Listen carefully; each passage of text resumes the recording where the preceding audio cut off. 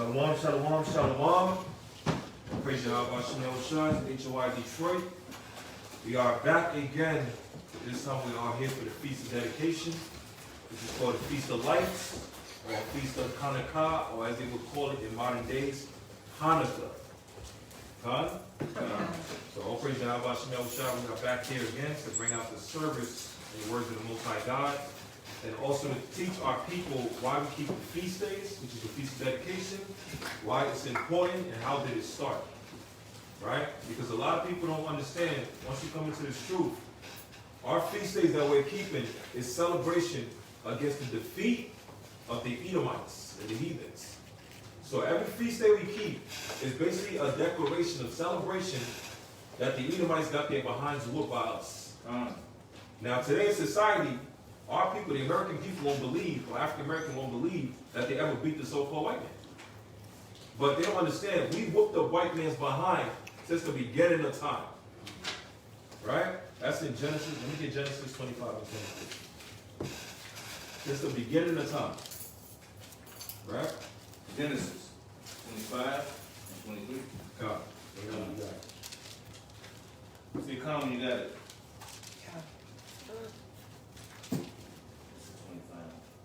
Genesis 25 and 22.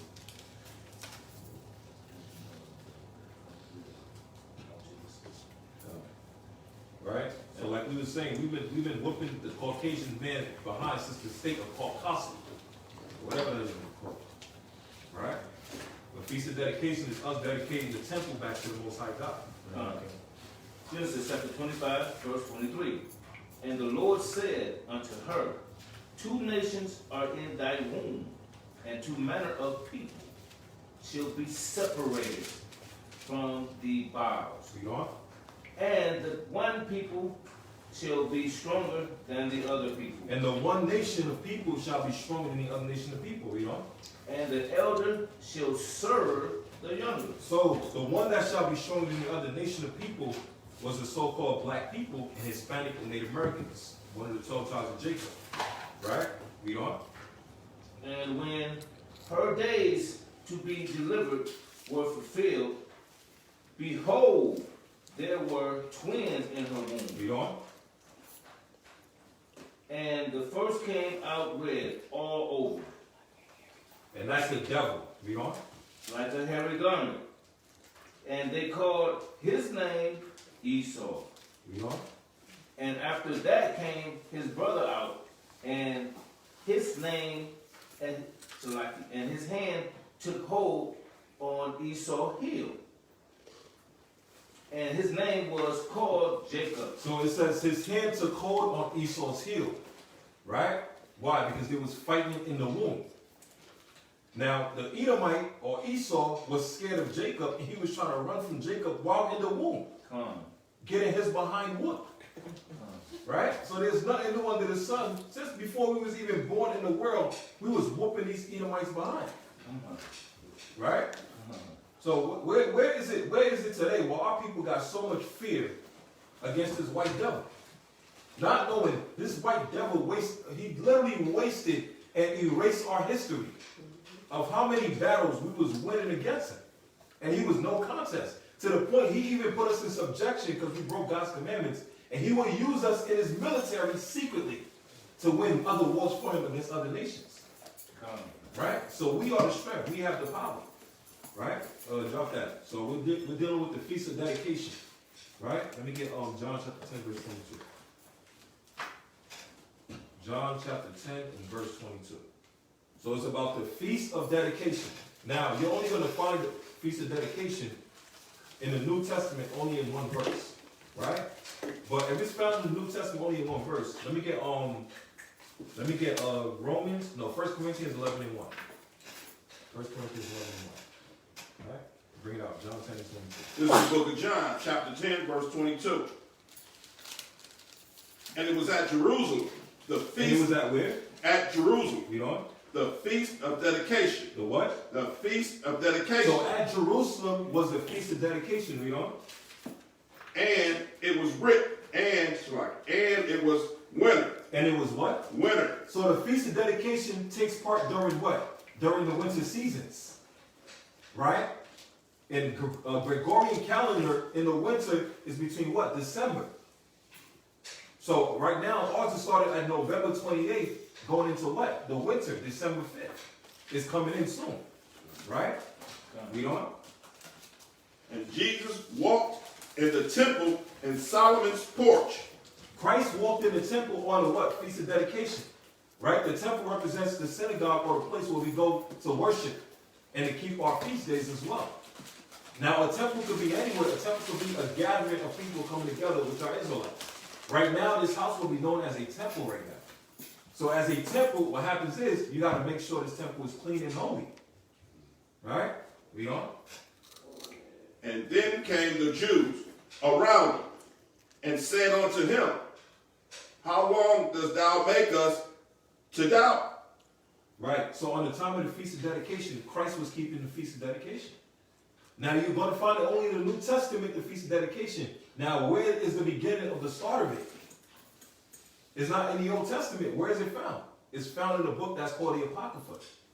Because the Feast of Dedication is when the Israelites fought against the Greeks and won the war. And what happened? They dedicated the temple back to the Most High. That was in the time of the Greek captivity. But remember, in the time of Christ, what captivity you're in? Anybody know?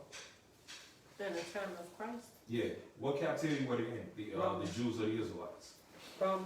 In the Romans captivity. So now, how many captivities were there 7. in total? 7, right? But let's find out what's really going on. What you have? 1 Corinthians 11 and 1. 1 Corinthians chapter 11, verse 1. Say come when you got it.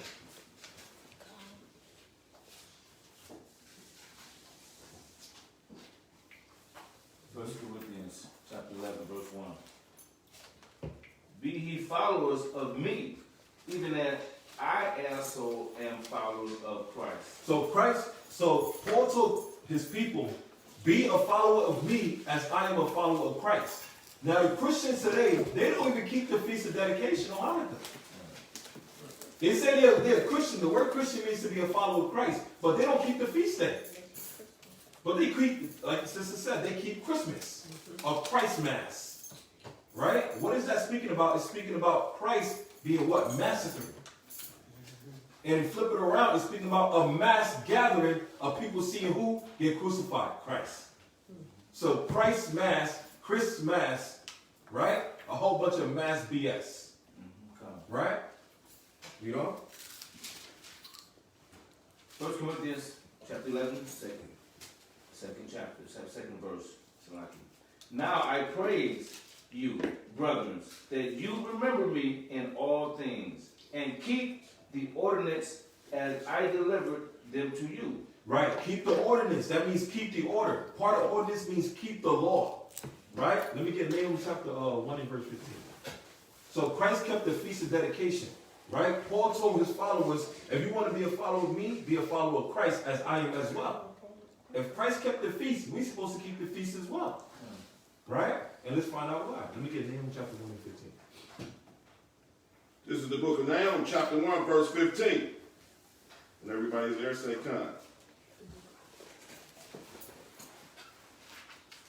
Verse 15.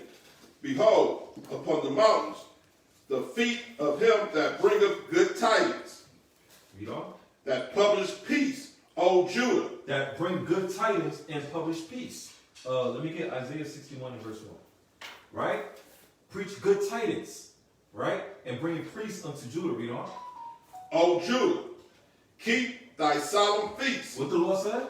Keep thy solemn feasts. Now the Lord ain't only speaking to the so-called tribe of Judah or African Americans, so-called black people only supposed to keep the Feast of Dedication or the Passover. No, the Lord is speaking to all Israel.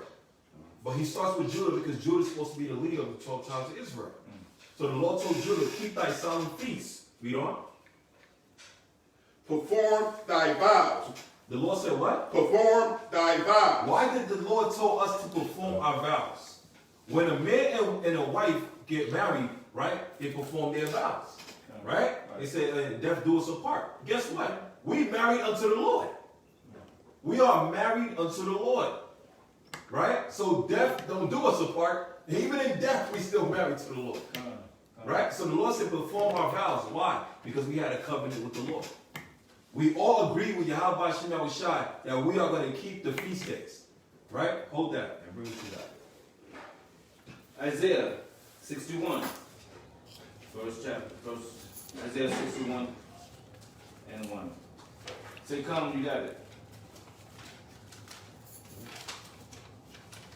Isaiah 61, verse 1. Bring it out. The Spirit of the Lord God is upon me, because the Lord hath anointed me to preach good tidings. So the Lord has anointed him to preach good tidings. The Lord has anointed Isaiah, and also Christ was anointed. He's the Prince of Peace to preach good tidings. That's good news. But unto who? Only the Jews. Right? Read on. Unto the meek. Read on. He has sent me to bind up the brokenhearted. Read on. To proclaim liberty to the captive. To proclaim liberty to the captives. The Israelites was in Greek captivity, keeping the Feast of Dedication. That's how it started. When they fought against the Greeks and won. And they basically created the Feast of Dedication to dedicate their soul and the laws back to the Most High God. And to dedicate their, basically as you would say, to dedicate their spirit to the Most High God. Right? Their body, mind, and spirit. That's in Romans chapter 12, verse 1. The Lord said, make your body a living sacrifice. Right? Holy as thou. Right? You know?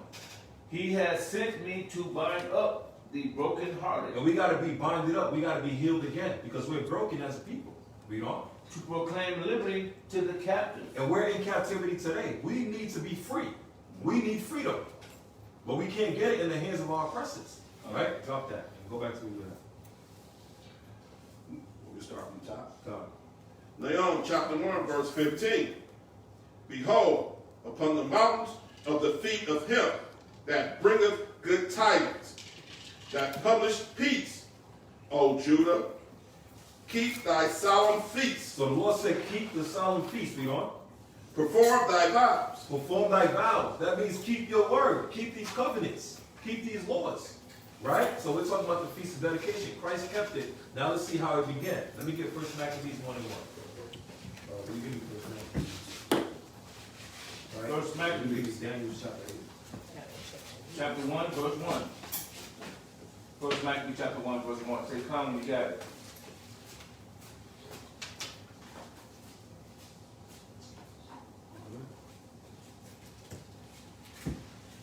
Bring it out. 1 Maccabees chapter 1, verse 1. And it happened after that Alexander, son of Philip, the Macedonians. Right. Alexander was a Macedonian. Right? That's speaking about a Greek. Read on. Who came out of the land of Shatum, Read on. had smitten Darius, king of the Persians. So Darius, king of the Persians, that's the kingdom that ruled before. Before the Greeks ruled, Darius and the Persians ruled. Right? Have you ever seen there's a it was a movie called 300, and the guy in that movie, the villain was named Xerxes. Xerxes is a Persian that was written in history that's in the Bible as well. Right? But Darius ruled, and what happened? The Greeks came in and took over. Right? Read on. And Darius, king of the Persian, and Medes, that he reigned in his stead, the first over Greece. So Alexander was the first over Greece, right? And he beat the Persians. Hold that. Let me get Daniel chapter 8. Daniel chapter 8, and let's go to verse. Let's see. Verse 3. This is the book of Daniel, chapter 8, verse 3. The book of Daniel, chapter 8, verse 3. Then I lifted up my eyes and saw, and behold, there stood before the river a ram which had 2 horns, and 2 horns were high, but one was higher than the other. Right. So this ram, the Bible is basically giving an allegory of an animal or a beast compared to kingdoms or nations. So this ram was speaking about the Median Persian Empire. It had 2 horns. One horn was bigger than the other. One horn, which was the Median Empire, was bigger than the Persians. No, it's the other way around. The Persian Empire, the horn, was bigger than the Median Empire. So what they did, they formed two empires together as one big one, right? Two as one. The Medians and the Persians came together as one big empire, right? Now the Median was strong at first, but then the Persian started to excel at the end. So now the Persian king started to rule over, right? Read on. But one was higher than the other, Read on. and the higher came up last. Verse 4. I saw the ram pushing westward and northward and southward, so that no beast might stand before him. So this ram is speaking about the Median Persians. They pushed west, north, and southward. They was able to rule all different directions of the lands, right? Because the Lord gave them power to rule all the other nations around them. For example, with America today, the Lord gave the American power to put all their military all over the world. And they could sanction any country or whatever, and the countries couldn't do nothing. Why? Because the Most High gave them power to do that. But check this. America is the smallest country out of all the other nations all over the world. How is this small country able to oppress all the other nations? Because the Lord gave it power, that's why. Same as how the Most High took away our power against these Edomites. But now he's giving it us back. You know? So that no beast might stand before him. Right. So it says no beast. That means no other nations may stand before the Median Persian that ran. You know? Neither was there any that could deliver out of his hand. Because the Lord is the one that gives power unto these heathens. In Job 9:24 it says the earth is given into the hand of the wicked. Key word, given. Not taken. The Lord hands this power unto the heathens to rule so they can oppress us for us breaking God's commandments. Right? You know? And he did accordingly to his will, You know? and became great. Verse 5. And as I was considering, behold, a he-goat came from the west. A he-goat. Right? Now this he-goat is speaking about the Greeks. The ram was speaking about the Median Persian Empire. Now this he-goat, it said it came from the west. You know? Came from the west, and on the face of the whole earth, and touched not the ground, and the goat had a noble horn. Right? It said this he-goat didn't touch the ground. That's speaking about Alexander. Alexander was known as a general that was able to conquer the world in 12 years. He was young. Like around 20, I think it was like 25 years old or something. No, around 22 years old. He was able to conquer the whole world in just 12 years. So when it says this he-goat was not able to touch the ground, it's speaking about he was flying, lightning speed, with conquering all these other nations. And that represents him with the skin word of he had the clothing on him that he wore when he went to battle. If you ever see the movie Alexander the Great, the movie I could watch is like 3 hours long. He had a cheetah's print skin on his arm, all over him, and the head of the cheetah whenever he went to war. Because what the animals ties in with the heathens, they think if they kill an animal and wear them, they feel like they got their spirit now. They feel like they become that animal now. For example, there was a TV show called Beastmaster about 20 or 30 years ago, and the main character was an Edomite, and he would go around hunting animals and eat their heart. Wow. Yes, he would eat their heart and get their power. He killed the cheetah, and he started to become fast like a cheetah. He killed the gorilla, ate his heart, and he became strong like a gorilla. That's how the Edomite thinks. That's how they work. They sick as hell, man. Right? You know? And the goat had a notable horn between his eyes. Verse 6. And then he came up to the ram that had 2 horns, which I had seen standing before the river, and ran onto him.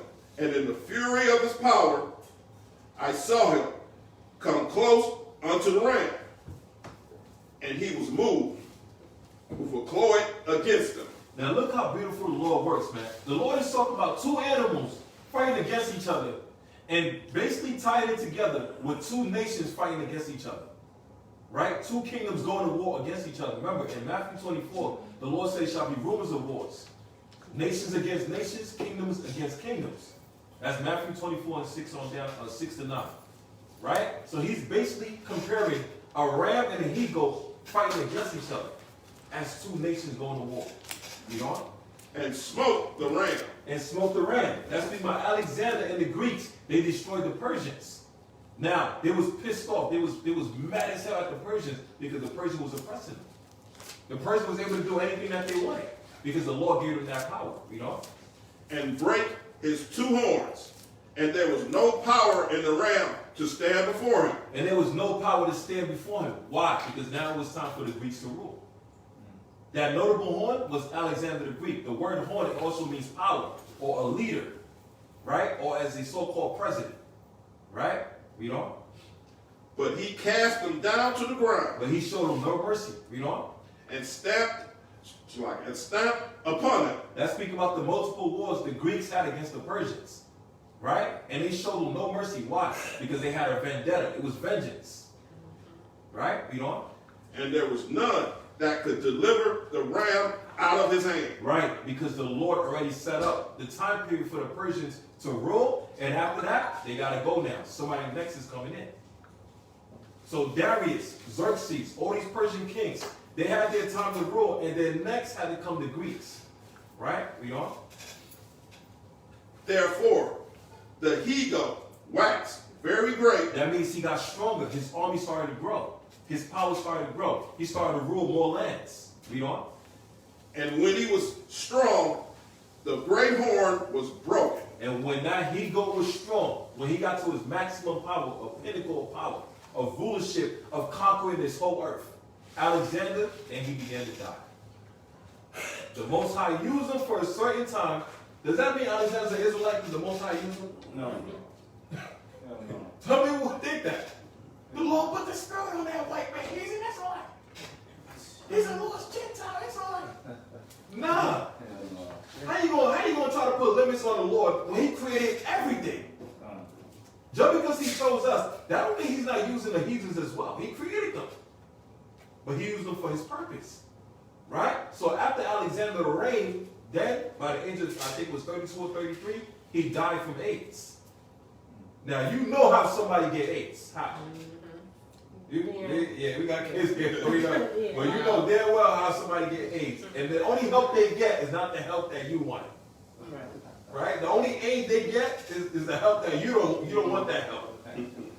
Right? You don't want 2 partners. Nah, you don't want that. We'll pass on that. But that was the Greeks. That's their lifestyle. Yeah. Right? That's how they move. So the Lord used them 12 years after he was done. That's it. Right? Read on. Drop that and go to 1 Maccabees 1:1. And to prove that he jump to Daniel's 8:21. Real quick. 1 Maccabees, chapter 1. Hold that. Go to Daniel's 8:21. This is the book of Daniel. Matter of fact, start at verse 20. God. This is the book of Daniel, chapter 8, verse 20. That's why the Bible is so beautiful. You want to look for understanding the breakdown? Just keep reading the chapter. The Lord's going to show you everything. Right? Bring it out. The book of Daniel, chapter 8, verse 20. The ram which thou sawest having 2 horns are the kings of Media and Persia. That's it. The rams that they're speaking about with the 2 horns is the king of Media and Persian Empire. That was it. Now let's see the he-goat. Read on. And the rough goat is the king of Grecia. And the rough goat is the king of Grecia. So the Lord used animals to basically magnify and show and compare with nations. So the rough goat, the so-called he-goat, was the king of Grecia. Read on. And the great horn that is between his eyes is the first king. Is the first king of the Greeks. Now let's go back to 1 Maccabees 1:1. 1 Maccabees. Right? So that rough goat is the king of Grecia. Now let's find out who's his first king. Bring it up. 1 Maccabees, chapter 1, verse 1. 1 Maccabees, chapter 1, verse 1. Say, come when you got it.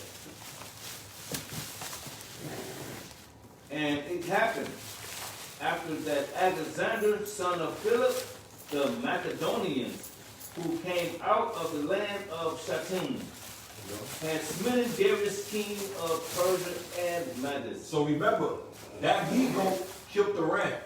The ram is the Persian Media Empire, and that he-goat is the Greeks. Right? He smit him. That means to kill. Read on. That he reigned in his stead, the first over Greece. So he's that first king of Greece. Of Greece. Read on. And made many wars. And did what? And made many wars. And that's the Edomites today. They can't never stop fighting. They want to have war with every nation on this earth. Alexander beat every nation at his time. And the man started crying. And then they asked him, why are you crying? He said, because there's no more nations to conquer. There's no more people to kill. That's the Edomites. They got to go, man. You know? And made many wars, and won many strongholds, and slew the king of the earth. And slew the kings of the earth. Every nation was scared to fight against the Greeks. Right? Because they never seen a man conquer the whole world in 12 years. They never seen that. Whatever he was doing, it was a KO. It was just a one-hit quitter. Slaughter, everything. Why? Because the Most High was using him. Right? You know? And he went through to the end of the earth, and took spoils of many nations, insomuch that the earth was quiet before him. So he took spoils of many nations, that the earth was quiet before him, right? Let's prove that. Let me get Habakkuk 2 and verse 5. Right? Habakkuk chapter 2 and verse 5. Right? So the Edomites, they go and they break, rob, murder, and pillage, and steal from everybody. Right? Bring it out, King. This is the book of Habakkuk, verse 2, chapter 2, verse 5. Everybody there say come. Ye also, because he transgressed by wine, he is a proud man. He is a what? A proud man. He's a proud man. He got his own philosophies. That's the wine. That's the teaching that he teach people about homosexuality, about pedophilia, bestiality. Right? You can sleep, man can sleep with man, or grown man can sleep with little kids. Alexander was doing all of that. Right? America got their ways from Alexander. That's why they call him the Great. But they never tell people the truth. No. Alexander and Cesare Borgia, they got the same type of life patterns. When y'all do research on Cesare Borgia and Alexander, they got the same type of life patterns. They were military generals. Everybody loved them because they acknowledged military, all this stuff, and they was homosexuals. They was wicked as hell. And they had knowledge too, and they was very conniving. That's the same type of life patterns. It's not a coincidence. They both died around the same age. Right? We don't like the one took the nation with war physically, and the other took the nation with war with his image. If the Edomites today, they look at Alexander as a Messiah. They go back to him with his battles and his wars and his tactics. And they use that same thing today. The same as the brother was saying, with the image of Cesare Borgia. Put him today, worship him as a god. War, right? You know? Neither keepeth at home. Neither keepeth at home. He was able to rule every nation. Same as Nimrod, able to go and oppress all these other nations and have them all come together and want to speak in one language. The Lord don't like that. The Lord is about separation. The Lord is racist. The Lord said, I'm dealing with my people, and to hell with the rest of y'all. Get back. Get the hell back. We are. Who enlargeth his desire has had. And that was his desire. He still wanted to conquer more nations. If this man could have landed on a damn moon or Mars, he would have got there immediately. For all the aliens and killed everybody. If the man could have made it to the third heaven, he would have tried to fight the angels. That's the pride of the white man. We are. And it is as death and cannot be satisfied. And Esau cannot be satisfied at all. You can say you love him. Elder Sarah always say this. He's like, I'm going to have the white man love me. You going to love me, white man. I'm not bad. I'm not a bad man. I'm not bad. Why you don't love me? Why you don't love me, Esau? Why you don't love me? Esau don't give a damn about you, but he's not satisfied. You can give him money, food, whatever. He don't care. He wants you to die. Read on. But gather unto him all nations. But gather unto him all nations. That's what Alexander did. Read on. And heapeth unto him all people. And that's what he has done. That's what Nimrod has done as well. They gather all people, their minds, their doctrines, and they want everybody to be like them. America want everyone to follow them. They want everybody to celebrate Christmas, Thanksgiving, Halloween, all these different American pagan holidays. Why? Because they want to possess everyone. They want to rule everybody. Esau is the only nation of people that he wants you to look like him, dress like him, act like him, talk like him, and think like him. At least the Africans be like, all right, look, man, you believe Allah, this and that, all right, you know, you can pray, this and that. But they don't want you to look like them. Right? The Chinese don't want you to look like them. Esau wants you to have a tie and a suit and everything. You got to cut. You go to job, you get to work. I'm sorry, you know, you have a beard, and you know, that's a bit disgusting. You might have to shave it off. You know, we want you to be well groomed. The hell you mean well groomed? The Lord said, wear a beard for a man as a badge of manly dignity. As a man, you know. Verse 6. Shall not all Got that. Got that. Bring that out. Right? So we on 1 Maccabees chapter 1. In order to understand the Feast of Dedication, you got to know how it all starts. What was the motive for the Maccabees to go so hard against these damn Edomites? Or these Greeks? Right? Bring it out.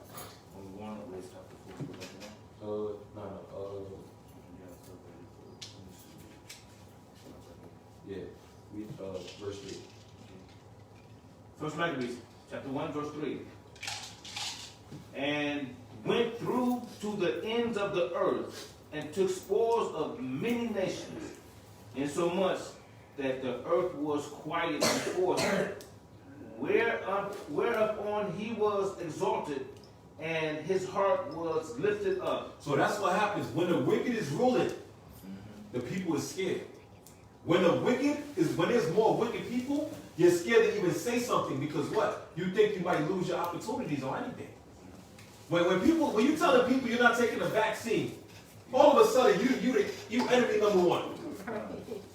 All of a sudden you the enemy of the state. Or the enemy of the universe, damn it. When you tell them you don't want to kill yourself. You had Wendy Williams, who was a damn talk show host and everything, bickering and all this stuff, rumors and all this stuff, you know, here and there, whatever.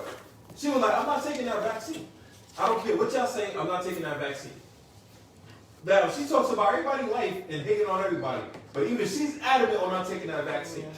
All of a sudden, I think it was like 2 weeks later, she was on the air and she was talking, and you know what's funny? She had the Statue of Liberty costume on. Oh, yeah. Right? You want liberty and justice? Well, the white about to make your behind fake. She's like, so, you know, I was just thinking, I was like,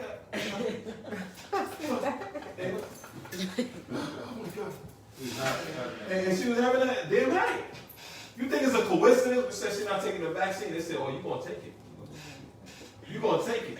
Right? But that's the spirit. Because what? America has fallen. That Statue of Liberty is collapsing. America is done. Right? Right? Read on.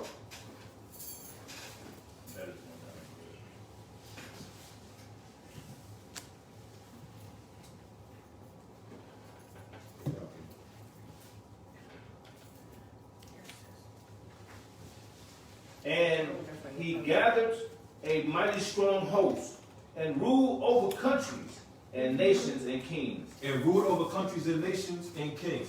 In Exodus chapter 1, they were scared that the Israelites was going to multiply. Exodus chapter 1, verse 7 on down to 12. The Egyptians were scared that the Israelites was going to multiply and team up with other nations to go to war against the Egyptians. Now, in this part right here, Alexander was keeping all nations unto himself and ruling them because what? He was oppressing them. Right? And if anybody tried to speak against him, he would kill him immediately. This man was so terrifying, he had spies in every nation. In every nation. You could be a damn Moabite, and you could be the Moabite king, and you don't even realize Alexander got his own spies in your damn court. Your own people that's Chinese, and they working for the white man. And you're supposed to be the king of China. They're like, this nigga, like, what the hell? Look, look, Jackie, I'm telling you, this is the white man is cool. He winning, you know? We want to be on the winning side. Alright, let's see. Right, we are. And nations and kings who became tributary unto him. Right, that means slaves. Read on. Verse 5. And after these things he fell sick, He did what? He fell sick. Well, which is dead. Right? He fell sick. Then gone. The fat lady has sung. Read on. And perceived that he should die. That he should what? Die. So he knew he was dying because the Lord showed him visions. Now your time is up now. You did your part. The man was crying because he couldn't kill nobody else. Read on. Wherefore he called his servants, such as were honorable, and had been brought up with him from his youth. So now he's calling his best friends, right? They knew him since he was a kid. They knew each other since they was young, from the youth. Read on. And partaketh and parted kids kingdom among them, and parted his kingdom among them. Read on. while he was yet alive. In the movie Alexander the Great, y'all should watch that. Trust me, especially during his feast of dedication. When y'all get a chance, watch that movie. It will edify you so much. When he was on his deathbed, he brought in his 4 best friends, right? It was Lysimachus, Cassander, Ptolemy, and Seleucus. Those were his 4 best friends, or generals, right? And when he was dying, he said, you know what? It's like a man when he's dying and he has a will written up, right? He said, for this son right here, I want you to get 3 million. I want you to get the house. I want you to get this. For this one, I want you to get this. I want you to get that. I want you to get the car. For this one, I want you to get, you can get the dog or whatever. Get something. And then the last one, he's like, you know what? Just get the damn car. Get something, whatever. Right? So Alexander was doing that. Right? Alexander was doing that, but he was doing that with his lands that he conquered. Right? We are. And his servants bare rule every one in his place. And after his death, they all pulled crowns upon themselves. So after Alexander died, it went from one big king, mighty king, to now it was 4 kings. Or 4 emperors, as they would call them. They had 4 emperors in the time of the Greeks, and they had 4 emperors in the time of the Romans. Right? We know. So did their sons after them. So did their sons. Right? Now check this. Alexander died. And then his friends each one get a crown. Now it's 4 new kings. And now, whatever they're about to pass, they pass the crown or the throne unto their children. Right? Now look what happened when they do this though. Read on. In many years, and evil was multiplied in the earth. What the Lord said? Evil was multiplied in the earth. So when the white man is ruling, and then the white man passes his kingdom onto the rest of his nation, more and more evil start to multiply. How did it multiply? Homosexuality, which the Greek does. Right? Pedophilia, bestiality, which the Greek people do, which is the Edomites today. They're doing the same thing today. The LGBT, all this LGBT, the pedophilia, right? All these abominations that's going on. They're doing the same thing again today. Come. But in the time of the Greeks, it was very bad. But this time is the worst. Trans lives matter and all this wicked adventures of men. Right? They allowed to marry dogs. They allowed to marry, man marrying man. They allowed to marry a tree. They're allowed to marry a tree. Yeah. That's crazy. They're allowed to marry their favorite Air Bud dog. Right? Or Clifford the Big Red dog. Right? Or Little Miss Kitty. Right? They lost their damn mind. Right? We are. So did their sons after them. So now, the 4 generals that they will call it, they have rulership of part of Alexander's kingdom. But they split it. Right? Let me get Daniel chapter 8.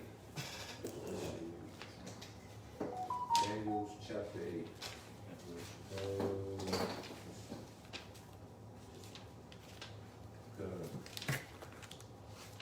Verse 22. Daniel chapter 8, verse 22. You over to. This is the book of Daniel, chapter 8, verse 22. Now, that being broken, right? He was broken in all different ways. Right? I'm not going to get into that, right? Read on. whereas 4 stood up for it, 4 kingdoms. Right. 4 kingdoms. The 4 that stood up is the 4 generals. Those are the ones that he passed his crown unto. We became 4 crowns now.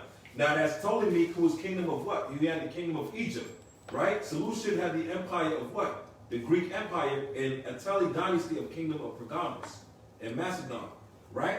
And then Lysimachus and Cassandra had the rest of the pieces of Alexander's kingdom. So he split it with his best friends, right? Read on. 4 kingdoms shall stand up out of the nation, but not in his power. Right, shall stand up and not in his power. That means what? Alexander ain't gonna rule no more. He's already dead. So his 4 generals is taking over the kingdoms now. Read on. And in the latter time of their kingdom, then the transgressors are come to the full a king of fierce conquering. So it says the transgressors, when their sins reach up unto the heavens, is because they're going to have a new king. That's a heathen, and he's going to be more wicked than the rest of all of them together. He's going to speed up the process of the sins, and people are like, damn, they all got to go. They all got to go. Like what's going on today? You went from Bill Clinton to George Bush to Barack Obama to now you got Trump to now Joe Biden. And it's getting worse and worse and worse. And you like, damn, like what the hell is going on? Joe Biden right now, like he about to drop dead. Right? Go back into that. 1 Maccabees chapter 1 verse 10. And there came out of them a wicked roof, Antiochus, surnamed Epiphanes. Now Antiochus Epiphanes, right? We got an epiphany because this white devil thought he was God on earth. He thought he was a manifestation of the Lord God on earth. Read on. And his son of Antiochus the king, who had been an hostage at Rome. Now look, this is white on white crime right here. Because Antiochus is a Greek and he was a hostage in Rome. So this is white on white crime. The Greeks versus the Romans. Right? Read on. And he reigned in the 130 and 70 years of the kingdom of the Greeks. Read on. In those days went there out of Israel wicked men who persuaded many. Who did what? Who persuaded many. Like this book right here, it says the greatest show on earth. What is the greatest show on earth? That the greatest people on earth is becoming jesters. The greatest people on earth want to be clowns now. They want to be entertainers now. They want to be traders now. Right? You got celebrities, all these rappers, all these celebrities, entertainers. They're all sold out. You got something called a black boule, right?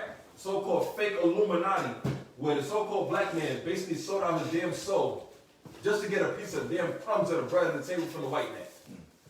And it basically go against his own people, right? Something right here that's called a New World Order. The so-called black man is trying to get part in this New World Order, not realizing that his new world is coming next. But he want to live in the ways of the white man's world, right? So it says wicked men, and he did what? He persuaded many, saying, let us go and make a covenant with the heathens that are around about us. So as this white man is ruling now, everybody is scared of him. Everybody's scared of Alexander. So now even the Jews is like, yo, look, man, we need to get down and lay down. We can't do nothing. Hold on, brother. What happened to you keeping the laws of God? What happened to the Most High helping you save you out of your captivity? But the rest of our people is wicked as hell. They had no faith. So they said, to hell with that. We can't endure it. Look, man. Shit. That man got a gym. He got sneakers. He got food. He got a house. He got a mansion. He got Section 8. He got all this and that. Look, man. Look, what am I supposed to do? I ain't got no choice. He's making it hard for me, you know. The pork is smelling good. Right? He done put some prayers on it. Look, I'm sorry. They took the menorah and just threw it out the damn way and everything. Right? And they put on a Jesus Christ cross. We on? That are around about us. For since we departed from them, we have had much sorrow. So our people said, since we left the Greeks and their lifestyles, since we leave Esau and his economy, right? We suffering now. We going through hard times. Look, man, we like it better. We was in slavery, man. We going through hard times now. That's what happened in Egypt. The Lord literally showed so many miracles in face of the damn Hamites. Blasted the hell out of these Hamites. Put plagues on them. Basically turned their whole water system and river into blood. They couldn't drink the water no more. Right? Massacred all the firstborns of the Egyptians. All that for the children of Israel. Basically parted the Red Sea. Got us out of Egypt. Walked towards the Red Sea. Walked across the land. And was protected and safe. Had chariots watching over us. And they still wanted to go back to Egypt. They still wanted to go back to Egypt. When the Lord said, I'm going to bless you, make you your own nation, I'm going to give you your own land, the kingdom, they still wanted to go back to the white man. They still wanted to go back to the hands of the Africans. Right? Read on. So this device pleased them well. Read on. Then certain of the people were so forward herein. So the Lord said certain people were so forward herein. That means there was so much of a coon. Man. They had no shame. That's good. Right? Read on. That they went to the king and gave them license to do after the ordinance of the heathen. So they went to the heathen king, right? The Greek king. They went to him and said, give us a license. Give us permission to live here. We want to live with y'all. We love y'all. We love this lifestyle. We love the wrestling. We love the damn toadstool. We love the rock bottom. We love the entertainment. We love the sports. We love the basketball. We love everything. We love it all. Why the hell is our own nation going against you? No, we're not going against you. We love you, white man. What can be better than this? Why you having a slice of white bread? What can be better than this, man? That's crazy. Living with Becky. What can be better than this? This is heaven. It's like Uncle Ruckus times 1,000, man, in Boondocks. Right? They're like, Robert, look, Robert, I know about Muhammad Ali, Robert. He was a bomb. What about Chuck Norris? What about that great white man? Right? That's an Uncle Ruckus, man. That's how people was moving, you know? Whereupon they built a place of exercise. They built a place of what? Exercise. They built a place of exercise. Do anybody know what that means? Gym. I know it's like it. It's like a gym. Right, a gym. So, Stadium. God, so who built that place of exercise? Who did it? Esau. Right? Who did it? We did it for Esau. Right. Now check this. You know what they call that today? Stadiums. Right? But did you know what the Romans in that time was calling it? Do anybody know? It's like a arena, battlefield. Right. Battlefield arena, or as they would call it, a theater or a coliseum. And in those times, like they said, they did it to keep our minds off coming together. Right. It was like what do they call it? They were to distract us. See that? That's what they was made for. The place to exercise, the gyms, the coliseum, the arenas, it was a place for distraction. It was to make you feel like you're bigger than somebody else. You're important. You can have a good time. Exactly. Right? And it was to what? You're suffering affliction in captivity, so you're looking for a way out. But you can't get out of it physically, so you're trying to get out of it spiritually and mentally. That's why people watch sports, because they feel like they're getting away from reality for a bit. It's like also today you can see some of the sports athletes, even though you know some of them was like, I'm not taking the shot. Right. But they put that pressure on and they folded quick. Even though, like you said, you had those buildings, you still under the hand of your oppressor. Exactly. I don't care how much you got, I still own you. Check this. This book right here, you might not be able to see it from that far, but it's speaking about the Colosseums, the ancient Roman Colosseums and Greek Colosseums, right? Where they had barbarians fighting in there. You had famous names like Hercules, Spartacus, right? All these different favorite renowned names. Those were actually Israelites fighting for their freedom. But now, in society and sports, it was as entertainment. Like what's going on today with LeBron James and all these different sports players. They're all used as an entertainment. They're all sold out. They all sold out with the white man and decided to take the breadcrumbs or the riches of the white man from his hand so they can live a good life of it in their captivity. But they didn't do what Moses did. Moses was rich, but Moses gave that all up to suffer with his people. Read on.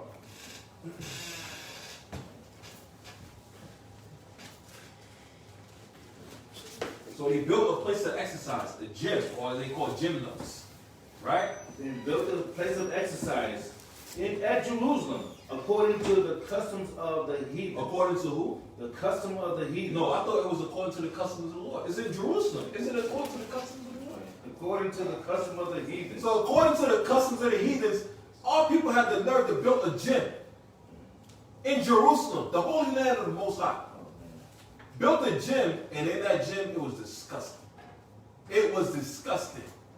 It was naked people all around the place. And that's breaking the law. The Lord said, man, that's supposed to see another man or woman naked. Unless it's a husband and wife. Naked people all around the gym wrestling and all these things, butt naked, wrestling with children, all this stuff. That's what they was doing. That's why they got today, which is called what? The Olympics. The Olympics. All of this is in the Bible. That's what the Greeks was doing. They started all of this. Read on. And made themselves uncircumcised. And did what? And made themselves uncircumcised. And that's disgusting. That is you basically reversed being clean to become dirty. Just to be like the heathen. That's why I said the Lord said it was so forward. It was super cool, man. They said whatever we got to do to live in this society, to not be oppressed by you white people and to enjoy it, Stockholm Syndrome, we'll do whatever you say. Read on. And forsook the holy covenant. And did what? And forsook the holy covenant. So while Alexander and his 4 generals was ruling in power, when the wicked bear rule, the people what? They mourn. But when the righteous bear rule, the people rejoice. But when the wicked is ruling, people are scared now. Because they're the majority and the righteous is the minority. But when the righteous have faith for the Most High, the Lord don't care about how many numbers you got. That's what made the Maccabees so special. They didn't have to bring in 1,000 people or 5 million to war. No, the Lord needed a small number like he did with Gideon. He just needed 300. And then the Edomites with the mockery, they tie in the story of Gideon with Spartacus and put it together as well with the Spartans, and now they got the movie called 300. Well, all that is speaking about the Israelites. Read on. And joined themselves to the heathens, and were sold to do mischief. Join themselves to the heathen. That's why Jeremiah 4:22.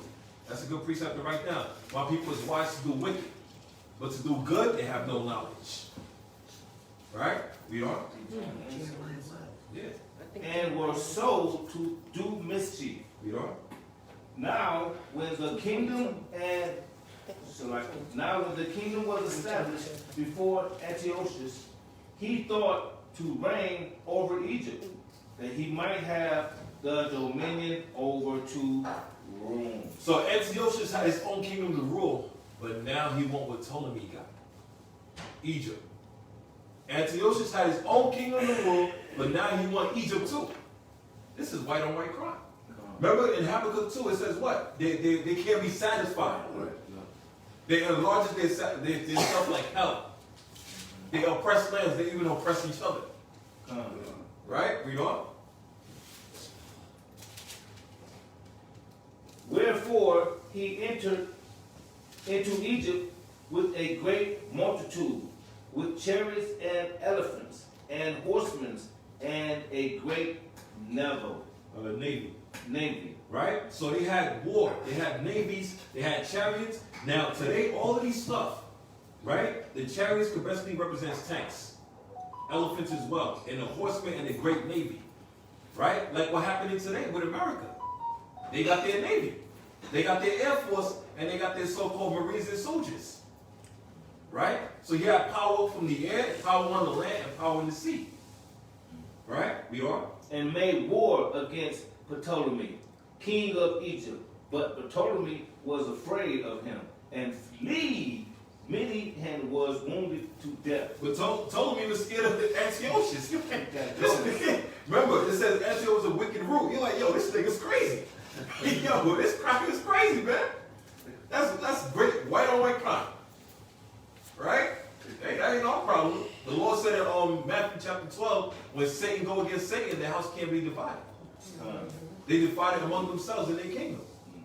That's what's happening. And that's what's happening today as well. You got Joe Biden go against Trump.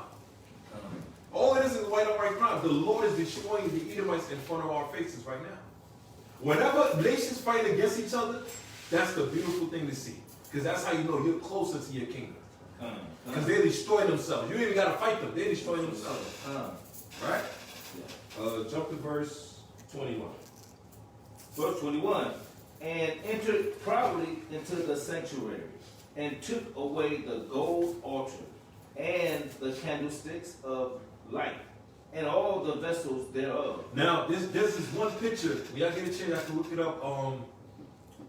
When they basically bombard the temple, and you see the picture, they literally took the big menorah out of the temple. Those were the Greeks taking our menorah, right? It says it right here. It says, and proudly came into the sanctuary and took away the golden altar and the candlestick of light. The candlestick of light is a menorah. We had a big giant one that the Greeks took, right? And all the vessels thereof. We speak about with vessels. The gold, the silver, the jewelry. You see how the Catholic Church, where they got so much riches, you got the damn Pope with a gold hat. You're like, what the hell? So the gold hat is used to sanctify the people. The gold hat is just gonna magnify your spiritual blessings, or your Santa Maria, all these different things. Why the hell you need a gold hat? Why you need a gold cross? Well, people don't know, they took all of that from us. That's why the Lord said we are the Jews. We're the Lord's gold and silver in Joel chapter 3. Right? Read on. And the table of the showbread, and the pouring vessels, and the veils, and the censers of gold, and the veils, and the crowns, and the golden ornaments that were before the temple, all which he pulled off. So after Antiochus beat Ptolemy, he turned back around and came and invaded Jerusalem and took everything from us. Stole every damn thing from us. Like the scripture says in Malachi, would a man rob God? Yeah. But you rob me of tithes and offerings, and of my gold and silver. Read on. He took also the silver and the gold, and the precious vessels, and the precious vessels. Also he took the hidden treasures which he found. This is all ours. All of this is ours. He ain't find it. All of this is ours. Or they gonna say he discovered it like Christopher Columbus. I discovered the land. Right? All of this is ours. That's why the Lord says, I know that thy works in poverty, but thou art rich. We were the most richest people on this earth, mentally, spiritually, and physically. This is all ours. You think the Lord just called us the Jews for no reason? This is all ours. That's why we even still wear the same type of stuff that we got today, with the jewelry that we got today. Right? But the Lord is going to deck us out with the kingdom. We are. And when he had taken all away, he went into his own land, having made a great massacre. Made a what? A great massacre. Well, what is Christmas? A great massacre. Massacre. What is Thanksgiving? A massacre. A great massacre. The white man comes in with the same motto, the same MO. Main objective. Steal, rape, rob, murder, pillage. Simple as that. Like after he went in Egypt, went to Jerusalem, then he came to his own land. Right. And did the same thing. He came to our land and took everything and massacred it. Then he went to his own land and did the same thing. Right? We are. Having made a great massacre and spoken very proudly. That's why the Lord said, pride goes before destruction. No one is more proud than this white devil. They're the same spirits. They have not changed. They just got worse. Read on. Therefore, there was great mourning in Israel, in every place where they were. That's why people don't understand today. In 2 Corinthians 16, Give me 2 Edges 16. In 2 Edges 16, right? You're going to see the horns of the damn devil. Esau hasn't really let loose yet. He's like a wild dog just waiting. He's at the leash and he's waiting. And he's drooling and growling and barking and all this and that, and he's waiting. And he's pantsing back and forth around. And he just waiting. He waiting till they let go of that leash. And he gonna tear everything down. That's Esau. People scared of the white man right now. And he didn't even show his horns yet. Not yet. He's about to show his horns. All the people that love the white man and Esau and the damn devil, he's about to truly show his horns. And then you're going to regret, you're going to wish you was listening to us when we was out there warning our people. That's right. Right? Let me get 2 Edges chapter 16 and go to verse, let's see.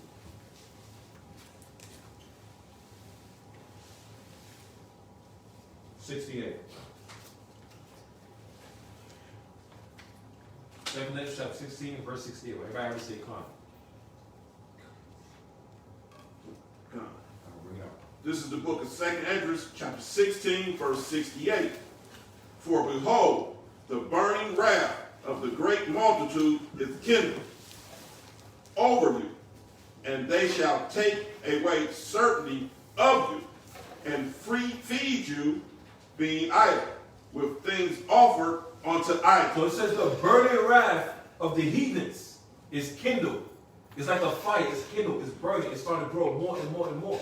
Esau is so mad at us, he's waiting to wipe us out. But the Lord is telling him, wait. Because it's a countermeasure. The Lord said in Isaiah chapter 19, the enemy shall come down upon you like a flood, and then the Lord shall lift up a standard against him. It's a countermeasure. So while people are scared of the military coming in and attacking people and shooting people down and dragging them out their houses, we have more faith to know that the Most High will defend us in those days. That's right. But our people are scared. So they submit to Esau and his power. And he told them to put on a mask, they do it immediately. He told them to take the vaccine, they do it immediately. He told them you better bow down and worship Thanksgiving and Christmas, bow down to their Christmas tree, they do it immediately. They don't got no backbone. But that's what made the Maccabees different, because they showed the whole damn world that the Lord is with us, who can be against us. That's right. They showed the whole world. There was a small number. And the whole world was shook. Because the Lord put the spirit on the whole damn Israelites at the time. And the Coons were ashamed. Why? Because they wanted to be on the side of good. They wanted to fight for their people, but they didn't have the heart. They didn't have the heart to do it. Not just the heart, they didn't have the faith. They didn't have the belief. Imagine you're an Israelite and you're working for the white man and you think the white man is God, and then your own people comes in and destroy the white man right in front of your face. And you thought that so-called brother or sister was a coon. You say they're a punk. You say that you messing it up for everybody. And he was showing you the whole time that, yo, if you got faith in God, you can do everything, man. And he shows you, and you're so scared, now you gotta sleep where your bed is at. Now you gotta sit on the ship that you chose. You like, damn, I effed up. So like You like, damn, I effed up. And what's crazy, you still scared to even switch sides and go back to your people. Can't. You can't. Not even you can't.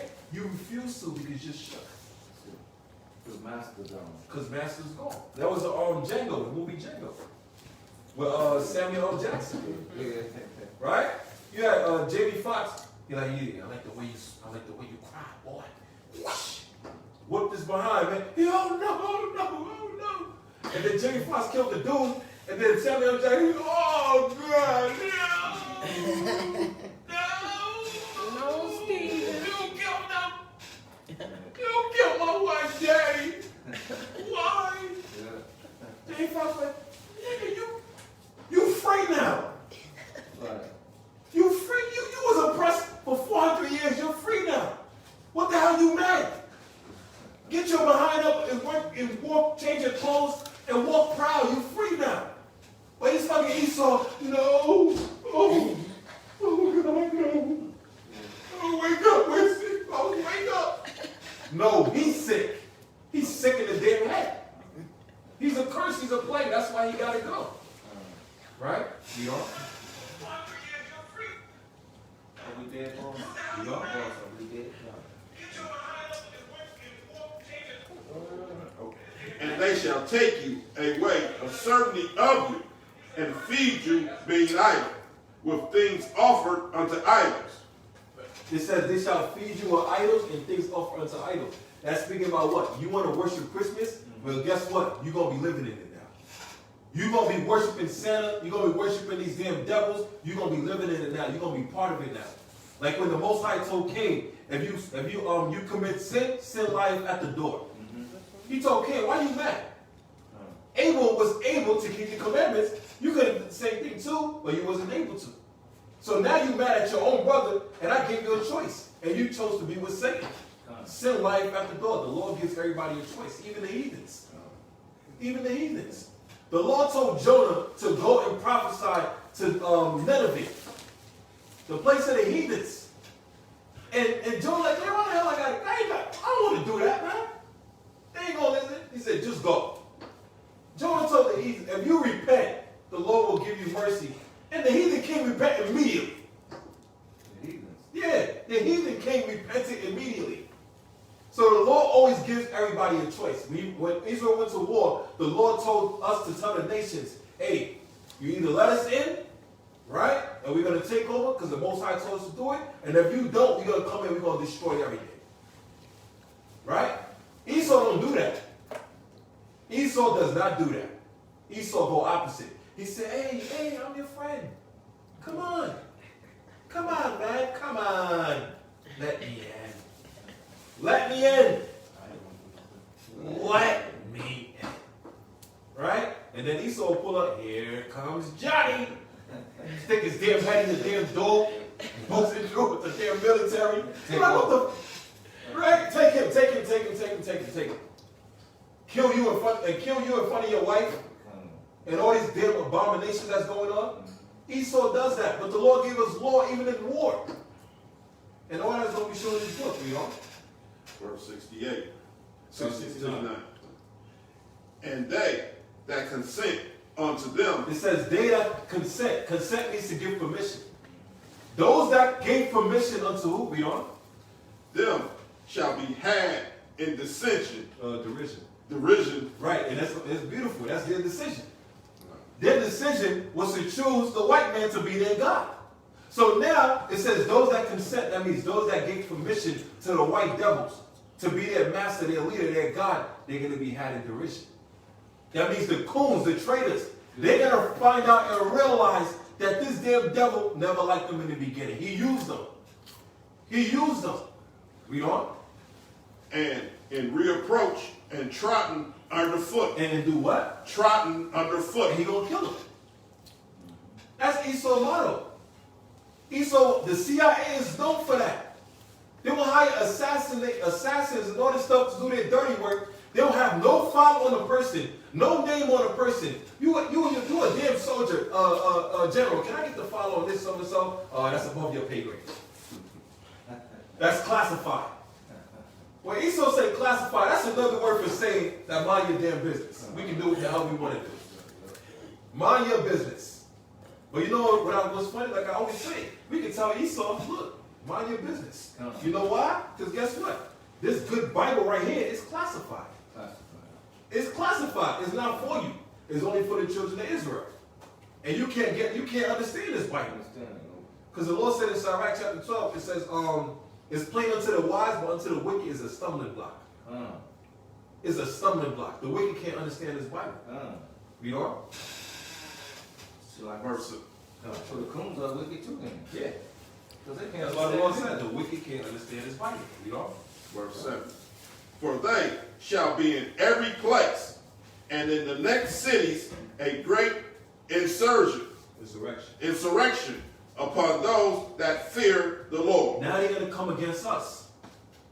Right? But first, who they took out first? The coons. They killed the coons because the coons saw that Esau loved them. Right. And then he used them for his purpose, for the distraction, for the entertainment. To what? To distract the elect from not keeping the commandments. But Esau got who he wanted to destroy. You know? They shall be like madmen, sparing none, but still spoiling and destroying those that fear the Lord. That's what Esau's going to do. He's going to show his horns now. He's coming to kill everybody now. He's sick and tired of waiting. He's sick and tired of lying. Right? He's like, damn, I got to lie to this guy. Oh my God. No, I just want to kill him, man. When Donald Trump became president, that's when the Edomites showed their face. Now they had all the MAGA hats. You had Jake looking at his next door neighbor Tom, who he thought was his friend, and then Tom wearing the MAGA hat now. And he was like, what the? Yo, Tom, you serious? Hey, shut up, boy. What? The hell? Yeah, you heard me. God damn it. Shut your mouth, man. Like, what? Yeah, because Trump is in power now. So now they're showing who they truly are. That's what Antiochus and the Greeks was doing. Go back to Maccabees.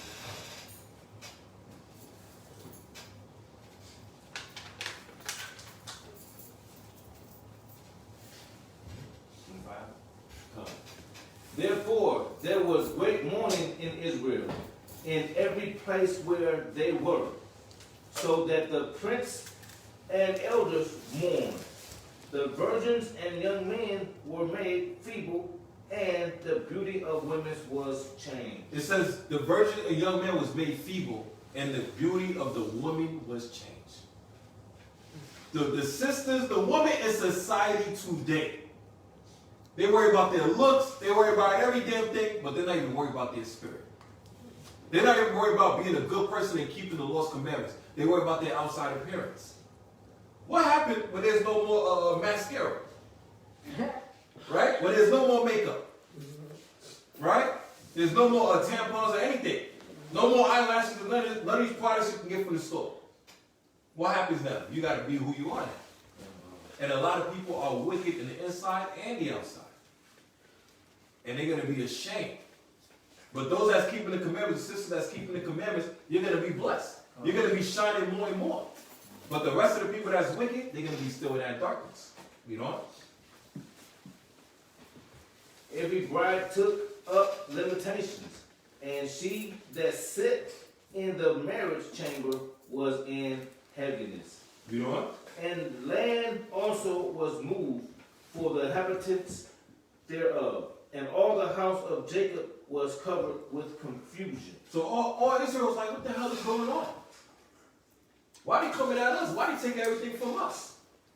Why? Because judgment is coming out. Judgment is coming out. Right? You know?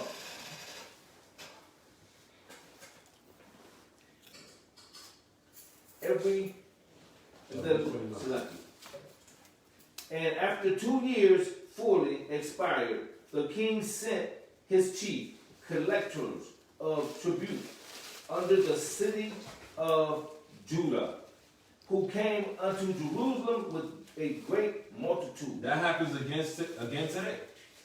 They give you at least 1 month or 4 months to pay the bill. Right? And then your bill starts stacking up and all this stuff, and then you owe credit, you owe this and that. You're like, God damn. And then guess what? That tax collector come to pay. That bill collector come to pay. He's knocking on your door. Hey, open up. You what the hell? He said, you start knocking like the damn police, open up. Right? You try to call and everything, and you're not answering, you're ducking his calls and everything. Right? But what happens? We don't. And spake peacefully words unto them. They did what? And speak peacefully words unto them. So they spoke nice. They spoke peaceable. Calm. How you doing, sir? We just wanted to talk to you about the past bills, the past due bills that you had. You know, we're looking for a way to help you with the credit. Right? You know? But all was deceit. But all was what? Deceit. All was deceit. Right?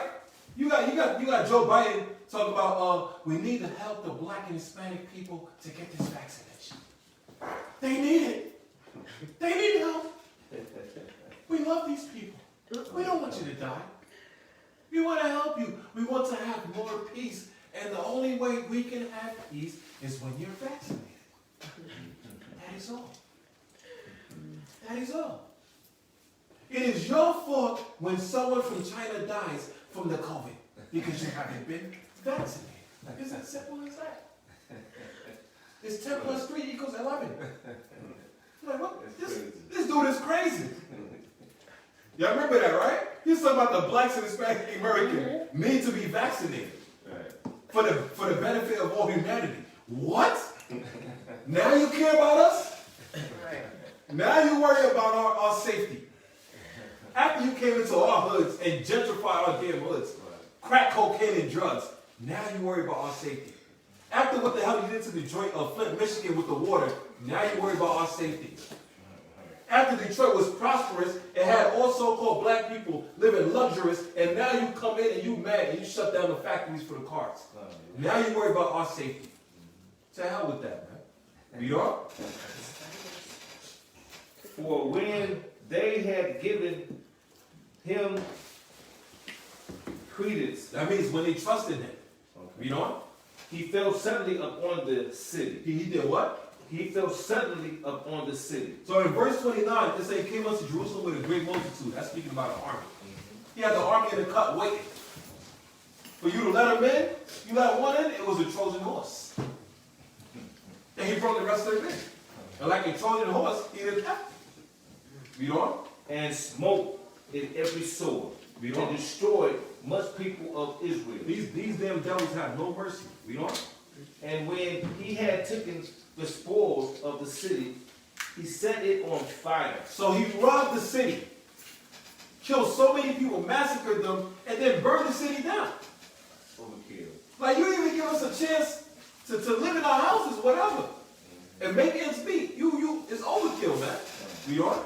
He set it on fire and pulled down the houses and walls thereof and walls thereof on every side. Right, and that's what happened in Psalms 137.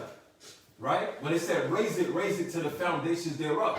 Those were Edomites saying that. They said, take it down, pull it down. Anytime Israel tried to rise up, Esau was like, bring them back down. We don't want to see them rule. We don't want to see a so-called black man or black woman be at the top, ruling with power, or have authority. You have this brother, Ashar from HOI Memphis. His job, he's good at his job. He's been doing it for a lot of years.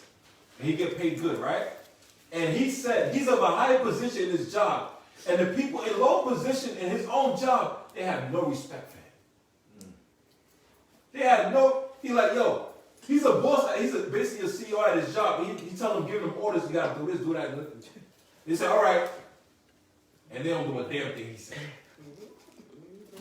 They don't do a damn thing he said. Esau don't want to see you with any type of power. Remember, we had camp on Friday. All people. Yeah, our own people. You know why? Because our own people is jealous and envious. They're like, how the hell you get there? How you got that money? How you get this? He probably sold drugs or whatever. Nah, everybody don't just sell drugs to get to where they at. The Lord will bless you in certain ways. You had this one Edomite who was at camp on Friday, and we were telling you a damn devil. You know, we was the kings of the earth. And the Edomite said, but you're still catching up. You still got to catch up. Wow. I said, you got some nerve. Yeah. He said, you niggas got to catch up. I said, you got some nerve. You got the nerve to call us niggas and say, we got to catch up when you poor in your kingdom. You a bum in your kingdom. We doing better than you in your kingdom. we in slavery. We poor and we're doing better than you in your kingdom. You a 10-time loser. Oh, you done. We gonna ask for you in slavery in the cotton field, and you thought you had it bad here. You wait till the Most High give us power. You gonna see, and we really gonna catch up. Right. We gonna catch up on you, do like a damn rodeo, tie the damn rope on your neck, and drag you to Jerusalem all over the place. Talking about yeehaw. So lost your mind, you know? But the women's and children's took they captive. So they killed the men and took the women and children captives. And possessed the cattle. And possessed the animal which represents currency and money, you know? They built the city of David with a great and strong wall, and with mighty towers, and made it a strong hold for them. So the heathens come in and build their own buildings, right? They do the same thing today. They come into our neighborhoods, and now you got Starbucks. Come into our neighborhoods, and now you got a Kira store. All these different, now you got J.P. Morgan. We don't own none of this. Now you got Trump Tower. Speaking of tower, they said they built a tower. Now you got Trump Tower. We don't own none of this. You got the Twin Towers, the Sears Tower. We don't own none of this. And you build it on our land. We don't. And they put therein a sinful nation. And that's how America got this land. Off of sins and blood, sweat and tears from our backs. They built the White House by using our hands to do it. They got the nerve to call it the White House when it was built by black people. You know? And they put therein a sinful nation, wicked men, and fortified themselves. So they got wicked men ruling in our own land. Disgusting people, man. And we vote for them. And we vote for them. Right? Let me get Bill Clinton for 500. Right? I want to get my ticket book. Oh, you gotta vote. You gotta vote. You ain't vote. Who you got? Barack? What you got? Who you got? Trump, Barack? Who you got? I got the White I voted. Woo-hoo! Right? I'd have left my job and went and voted for my president. Hey, you better not say nothing. Hey, don't complain. You ain't vote. You know? The economy's going back because you ain't vote. They get mad at you if you don't vote. Right. Because they think they want to follow the laws.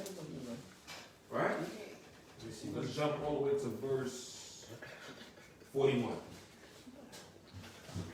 Moreover, King Antiochus wrote to his whole kingdom that all should be one people. So now King Antiochus said we should all be one. That's America. America wants everybody to come together as one. All these different movies, they want, we shall overcome. They want everybody to come together. We are the world. We are the children. We are the ones that make a better place. Right? All this, how you make a better place? You damn devils want to say you making a better place when you destroy the earth. You are, no nation in history ever destroyed their own place that they was living in like these Edomites. The Edomites is destroying everywhere they go. The economy, the ecosystem, the water, the food supplies, everything is being destroyed by them. They're sick as hell. They're the disease of this earth. Talk about Earth Day. Well, the earth wants you out of the damn earth. The moon don't even want to accept you. The moon is like, don't even land here. Hell is like, get the hell up out of here. You don't need to be here. You are? And everyone should leave his law. And everyone should what? Leave his law. That's what's going on today. They want us to not keep the Feast of Dedication. They want us to keep Christmas. They looking at us. When we talking about the Feast of Dedication, they say, oh, okay. And I said, who's supposed to keep it? The Jewish. I said, what color? They're white. Well, guess what? You is done. You is done. You said the Jewish are white, when all throughout the Bible it says the real Jews is black. But they look at us crazy. Now we're keeping the Feast of Dedication. Now we got menorahs and mitris, and we look all decent and in order. And we're not following the customs of the American system. We are. So all the heathens agreed according to the commandments of the king. So the heathens agree. You know why? Because the heathen have no backbone. The white man is ruling, the heathen, all right, come on. You know, they have no spirit. They're not willing to fight back. Right? We are. Ye, many also of the Israelites. Now, this is the bad part right here. I understand the heathens is following the Gentiles because they are the Gentiles. But they sacrifice unto devils. But why the hell the Israelites is following now? We got our God. We got our laws. Why the hell are we following them now? You know? And many also of the Cunites, Israelites consented to his religion. Now that's the key. You see? What we have here, we don't follow religion. We follow laws, statutes, and commandments or heritage. Now the word religion means to follow customs. Right? Our customs is keeping the commandments of the Most High God. But the heathens got religion. You see? The heathens got their religion. So the white man with the Greeks, when he started that custom, and he said, stop following the laws of the Most High, he created religion. That's where you get Baptist religion, Christianity religion, Pentecostal, Seventh-day Adventist, or even an Antiochian religion. They following their own ways of life. Oh, that's heavy. Right? Come on. Read on. And sacrifice unto idols. And that's what religion teaches you. To sacrifice unto idols. Sacrifice unto idols. Go follow that Christmas tree. Go ahead. Deck them lights over. Right? Put that little star at the top. Right? And be that all shining bright star. Right? You know? And profane the Sabbath. And that's what happened. That's the thing. Our people, there you go. Our people profane the Sabbath. These holidays, they got you celebrating these holidays, especially on the days of the feast days of the Most High. And you profane every single holiday. On the Sabbath, you buying and selling. Black Friday, which is on the Sabbath, they were buying and selling non-stop. Right? That's what's happening today. This is what our people is doing today. Read on. For the king had sent letters by messengers unto Jerusalem and the city of Judah, that they should follow the strange laws of the land. And that's like them telling us today, hey, you gotta go to our schools. We're gonna teach our educations. You gotta bring your children to our school system. Right? We're gonna teach your children that the slaves chose to jump on a damn slave ship to go to America for a good job. They're gonna teach our children that. They're gonna teach our children that, look, little Tyrone, look, I'm sorry, but we found your people in Africa swinging on trees. By the grace of God, the white man is here for you. We're here to save you. You know? You understand, Tyrone? We taught you languages. We taught you English. Don't you love that, Tyrone? And now today, they say, hey, look, Zach. Look, you want to call yourself Ryan? Oh, no. No. You have to love a boy. You're a man. You're a little boy. You got to kiss another boy. You have to do it for humanity. No more genders. It's cisgender. You have a free will now. That's what they're teaching our children. We are. And forbid burnt offerings and sacrifice and drink offerings in the temple, and that they should profane the Sabbath and feastful days. So they forbid. That means they said you're not supposed to do this. Burnt offerings. So burnt offerings is us cooking food on the feast days for the Most High to bless us. And sacrifice drink offerings, the wine that we drink in the name of Yahweh Shimon Ashar.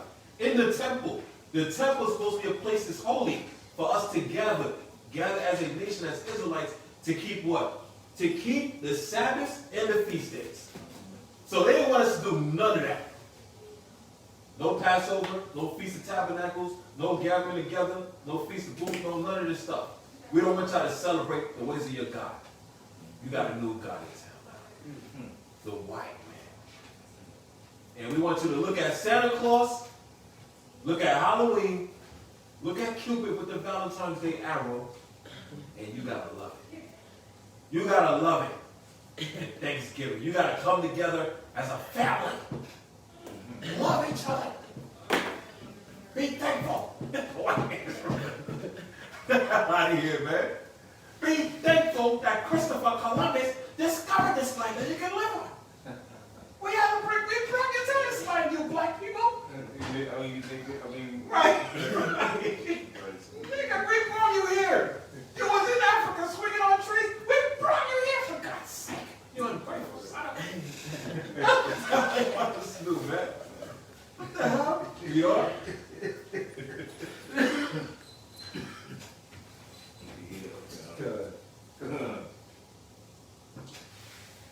And they should also leave. Verse 46. And polluted the sanctuary and holy people. So in verse 45, they told us stop keeping the commandments and the feast days, right?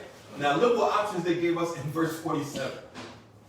Look what the hell they gave us, man. Read on. Set up altars. He said what? Set up altars. So Esau want you to stop keeping the feast day of the Lord, right? And you take this Sprite can and you put it up and you bow to it now. You take this Sprite can and oh, look at this Sprite God. Oh, I'm down to you now. Esau wants you to look at the damn Christmas tree and bow to it now. Esau wants you to look at the damn pig in the air, put it in the air and bow to it now. The flag. Right, set up altars. Read on. Set up altars and groves and chapels of idols. And what? And chapels of idols. Like the Catholics do with the chapels. Gotcha. The chapel of the 12 saints. Saint Peter, Spiritu, come to me. All these idols. They got literal statues of a damn preacher, and he got the bread in his hand, and they got the little kid at the bottom doing weird things. Read on. And sacrifice swine's flesh. Yo, that's how you know the pastors is doing their job today. Man. The preachers today in those churches, they're doing their job. Every Sunday, they got the ham ready on deck. They don't got no lamb, they don't got no chicken, they don't got no goat, but they always got the ham ready in the church on Sunday. Why? Because they're sacrificing swine's flesh. That's why the Lord will sacrifice the wicked, man. You know? And unclean beasts. And unclean beasts. You got people eating shrimp, crab, and lobsters. All of these stuff they bring to the church, in the Sunday church. Sacrificing pig, swine, flesh, crabs, and shrimps. And they got it in the basement ready on deck, man. There's no more pork. Pastor, whoop, there's no more chicken wings. Pastor, there's no more chicken wings. Oh, don't worry, sister. Don't worry, sister Ruth, we got you. Deacon, go down to the basement and get the shelf with the pork on the left side on the third floor right there. Go get it. Right? That's what they do. Read on. That they should also leave their children uncircumcised. And not, the laws of the Most High God, Esau is so wicked, he gives you the opposite. He said, listen, look, God said don't eat the pork. Look, man, I'm your God now. You better eat this chitlin, this pork. Right? He said, hey, you're supposed to circumcise your kid so they can be healthy and make a covenant with the Lord? Oh, forget it, man. Come on, man. That's natural. That's natural skin. Mother Nature, man. You know, it's a natural odor, fragrance. They love it. You know, the women love it. Right? You got the French talking about, hey, je ne sais quoi. You know, they've been smelling, smell it. You know, the women love this. Right?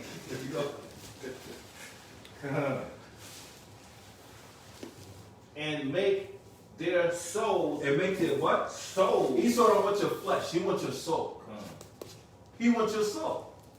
Read on. And make their souls abominable with all manners of uncleanness and profanation. Right. So it's funny, that word profanation or profanation, right? Is a profane nation. Who's the most profane nation on this earth? Esau. The Edomites.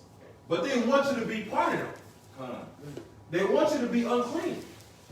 Abominable. And like I said, Esau don't want your body. He wants your soul. That's why he'll put so much things in the media to what? To mess up the minds of the children.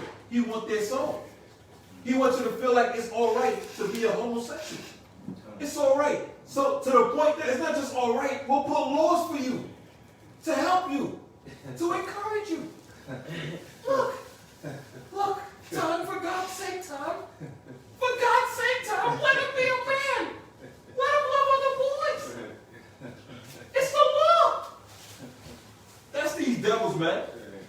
That's these devils. You talk about Adam and Eve. No. The Bible is not real. We want Adam's Eve, damn it. We want what we want. He's sick as hell, man. We don't. To the end that might forget the law. That what? They might forget the law. That's how Esau works. Everything is a balance. Good and evil. So Esau, no, you're supposed to keep the commandments of the laws, but Esau give you another option.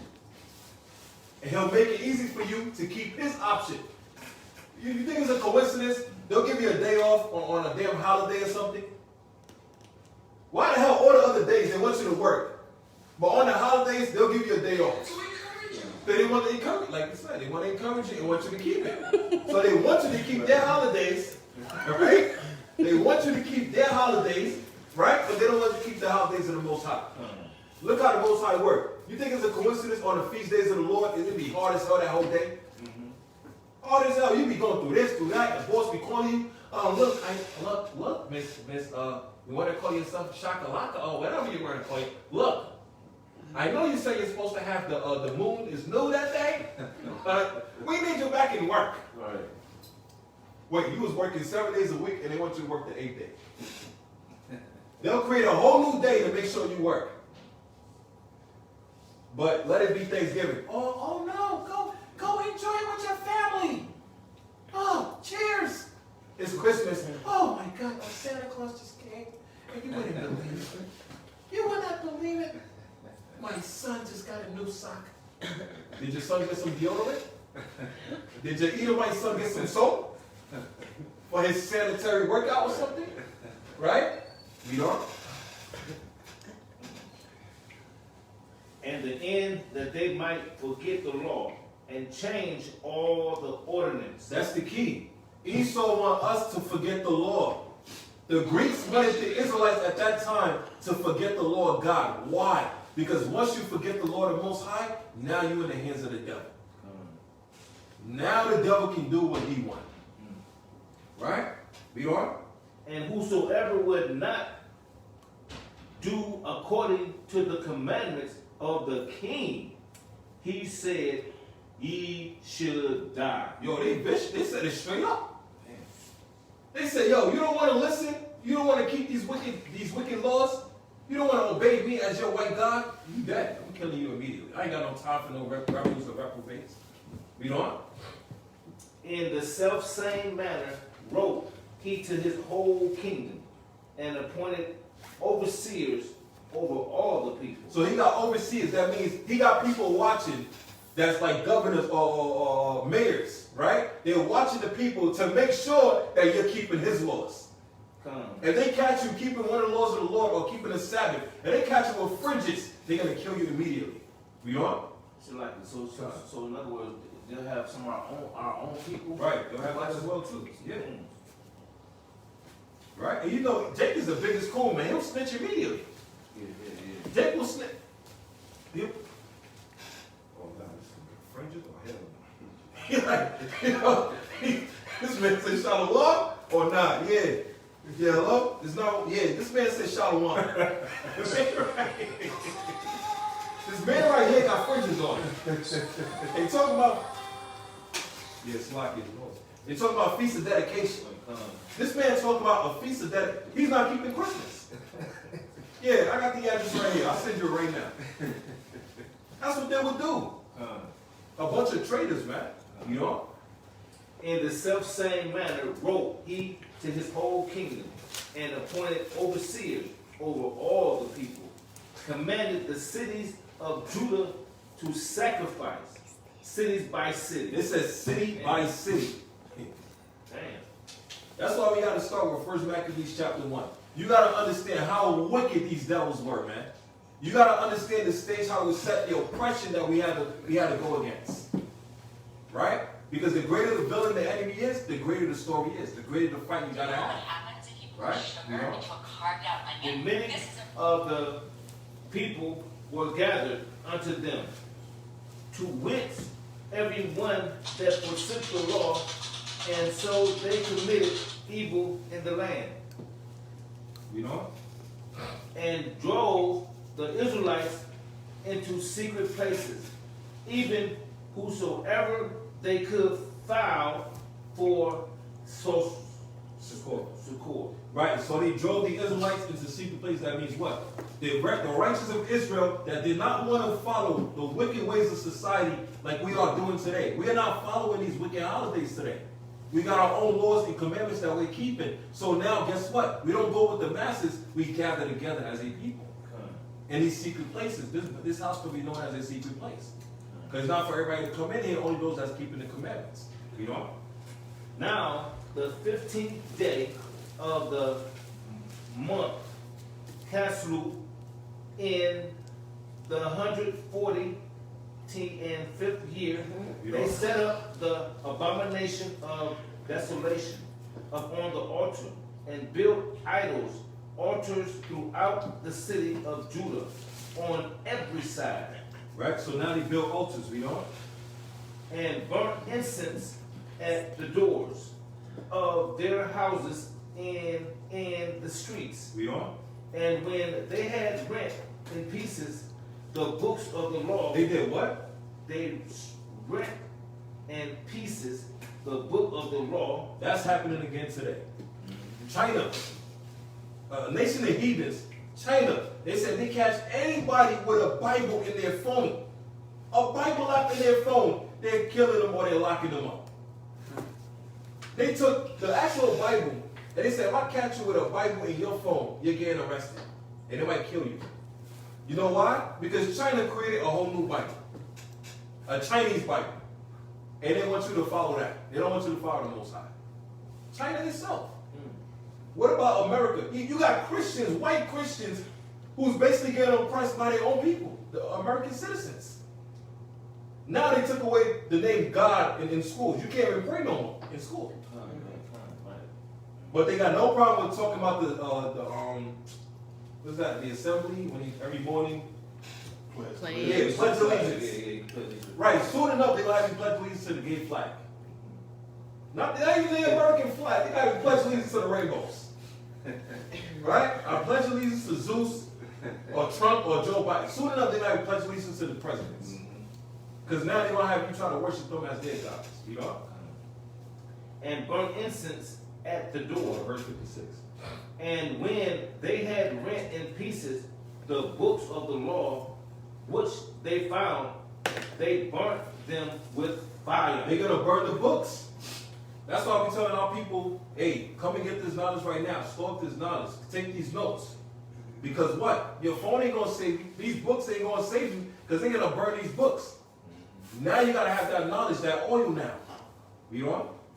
And whosoever was found with any the books of the Testament, or if any consistent to the law, the king commanded it was that they should be put to death. You said what?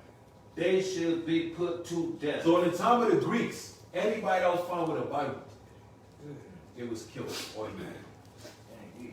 Anybody, imagine that. Imagine you got 3 Bibles in your house that you don't even use. You forgot you had it. And the police come to your house, right? And like, sir, we heard you got a Bible. You're like, wait, hold up, wait, a Bible? I don't got no damn Bible in. I don't remember having a Bible. And then he checking your damn drawer, right, in your room, or under your damn drawer in your room. Now you forgot you slipped the Bible under there by mistake. It dropped. Because you don't even read it no more. Right. You end up getting killed. Imagine that. Imagine if grandma got a Bible at the top of her damn dresser, and you end up getting killed. That's crazy, man. That's crazy. Right, you know? Now, the 25th day of the month, they did sacrifice upon the idol altar, You know? which was upon the altar of God. You know? At which time, according to the commandments, they put to death certain women. They did what? They put to death certain women. So they killed certain women that what? That had caused their children to be circumcised. So they killed the woman that actually kept the laws of the Most High. You know? And they hung the infant about their necks and rifled their houses and slew them that had circumcised them. So they killed the woman, right? And her baby, they put the baby on the neck as a reminder to the people. Right? That's how Esau worked with fear tactics. Right? Drop that, let's go to 1 Maccabees chapter 2. In verse 1. Right? And you give me 1 Maccabees chapter 4. You give me 1 Maccabees chapter 4. Alright? Bring it up. 1 Maccabees chapter 4. In those days arose Matthias, the son of John, the son of Simeon, a priest of the son of Joram, from Jerusalem, and dwelt in Modin. And he had 5 sons, Jonathan, called Candace, Simeon called Gassa. Yeah, Simon called Cassie. We don't. Judah, who was called Maccabees. Right? Eliezer called Ariah. Yeah, Abraham. We are. And Jonathan, whose surname was Appius. Yeah, Aphis. Right? So these are Matthias and his 5 sons. Right? And what happened with them, this is speaking about the Maccabees family, who was mighty. Right? Now let's jump all the way to verse 18. Verse 18. Matter of fact, verse 17. Verse 17. Then answered the king officer and said to Matthias, on this wise thou art a ruler and an honorable and great man in this city, and strengthened with sons and brethren. So now, the heathen come unto Matthias, and they say, you're wise, you're an elder, and you're a ruler. You have leadership. People respect you. You're a great man. Right? We are. Now therefore come thou first, and fulfill the king's commandments. So Esau went straight to the top dog. He went straight to the leader of the nation, and he said, yo, you got to keep the laws of Esau first. You got to keep the laws of the Greeks first. Right? We don't want no low life. We want you first. We want to start with the head first. You know? Now therefore come thou first, and fulfill the king's commandments, like as all the heathens have done. Right, because the heathen ain't got no will. They don't give a damn. They're wicked as hell as well. You know? Ye, and the men of Judah also, and such as remnant at Jerusalem. So shall thou and thy house be in the number of the king's friends. So he said, if you keep the king's law now you're going to be a friend of the king. Right? You're going to be in with the king. Like you had Donald Trump had so many coons around him. They had a picture of Donald Trump in the middle. And he had all these so-called black men and women around him. And they was putting their hand on his shoulder. Friends. Right. Just happy to be there around him. Right? Those were the coons, man. You know? Ye and the men of Judah also, and such as remnant at Jerusalem. So shall thou be thy house be in the number of the king's friends, and thou and the children shall be honored with silver and gold and many rewards. So they try to buy Matthias and his family off. Right? We on? Then Matthias answered and speak with a loud voice, thou all the nations that are under the king's dominion obey him, and fall away every one from the religion of their fathers, and give consent to his commandments. Right. So Matthias was saying, all the other people, all the other nations, they had no fight. They just gave up and just let Esau win. They didn't have no strength or no fight in them. So what happens is, they gave up to submit. There was a bunch of punks. They were scared to fight back. Right? Yeah. We on? Yet will I and my sons and my brother walk in the covenant of our father. And that's Joshua chapter 24. It says, after me and my house, we're going to serve the Lord. That's what Matthias was saying. You know? God forbid that we should forsake the law and the ordinance. Right. So he said, God forbid that we're going to break the laws of God. You know? We will not hearken to the king's word. And that's the problem our people don't want to do today. They love the white man so much, they don't want to fight against him. Nobody want to fight against this wicked devil, man. He told them to take a vaccination. They have no excuse. They don't give a damn. Take a vaccination, everybody's taking a shot. You have nobody done no research on it. And everybody's taking a shot. Right? Read on. We will not hearken to the king's words, to go from our religions, either on the right hand or the left. Right. So Matthias brought out a great speech to motivate the people, to strengthen them, to give them that will of resolve. Like, yo, don't try to submit to this white devil. You have a most high God. You have culture. You have language. You have a heritage. You have customs. You got laws. We are the Israelites. We have our forefathers. They went through trials and tribulation, and the Lord gave them miracles. Right? Matthias said this. Now look what happened. You know? Now, when he had left speaking these words, After he got done telling the damn white man, go to hell. Look what happens. there came one of the Jews. One of the who? One of the Jews. No, a Gentile. Jews. One of the Jews. One of the Israelites, and they did what? In the sight of all. So this one coon wanted everybody to see him. And what happened? God. Right?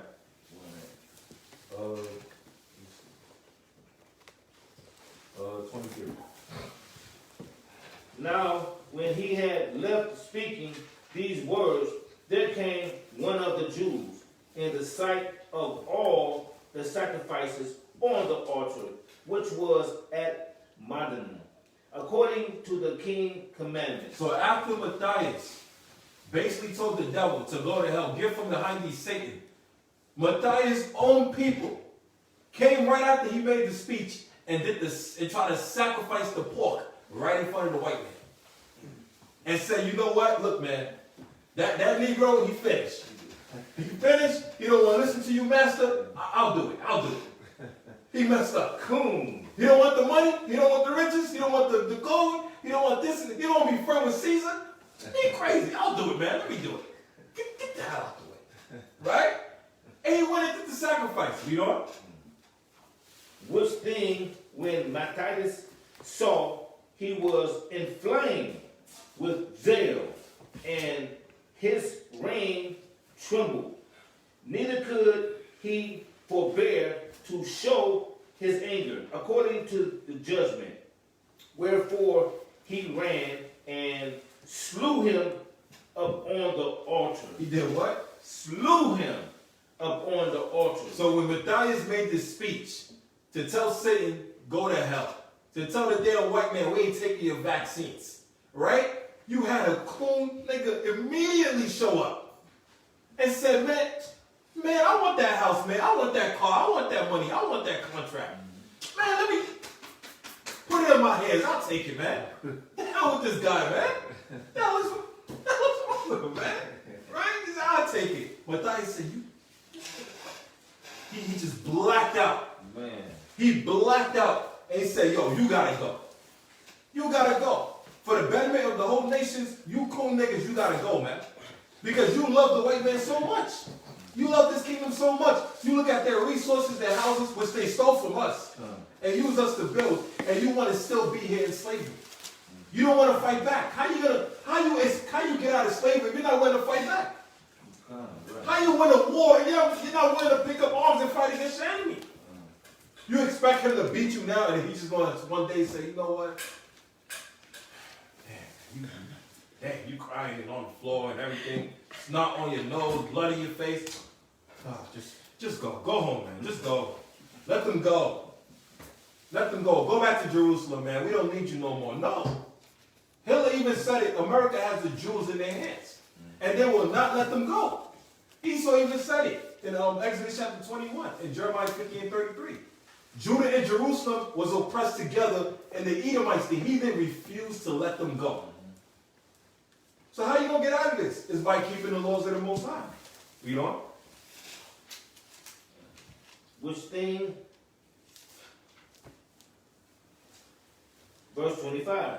Also the king's commissioner who compelled men to sacrifice, he killed at that time, and the altar he pulled down. So Matthias killed the coon and the Edomite. He didn't let the devil go. He not just going to kill his own people and just let the devil walk away too. Nah, I'm going to kill the coon and you. You got to go too. Because you speak lies to my people. You try to trick them. Right? And what sometimes Jake got to see, Esau bow down. Jake got to see that sometimes so Jake could know that, yo, Esau ain't got no damn power. Esau is nothing. They got to see that with their eyes. So like, is this the man Right. Who shake kingdoms. who shake kingdom? Right. You know? Verse 26. Thou dealt he jealously for the law of God, like a Phinehas did unto Zimbo, the son of Solomon. Right. So that's speaking about in the book of Numbers. Phinehas was an Israelite that when he seen the Israelites basically bring a heathen woman into the congregation, Phinehas killed the Israelite and killed the heathen at the same damn time. And when he did that, the Most High didn't just punish him, the Most High blessed him and his family forever. So when you're willing to do the work of God, the Most High God blesses right for you. You can't be scared of the ways of Satan and I'm trying to put fear in your heart and trying to have you submit to the ways of the American society. No, we're fighting against this wicked American Babylonian system. And the Lord's going to bless us day in and day out. That's why we're still standing doing the work of the Most High. Right? Read on.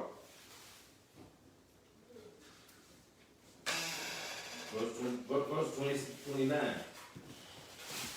Then many that saw after justice and judgment went down into the wilderness. It says what?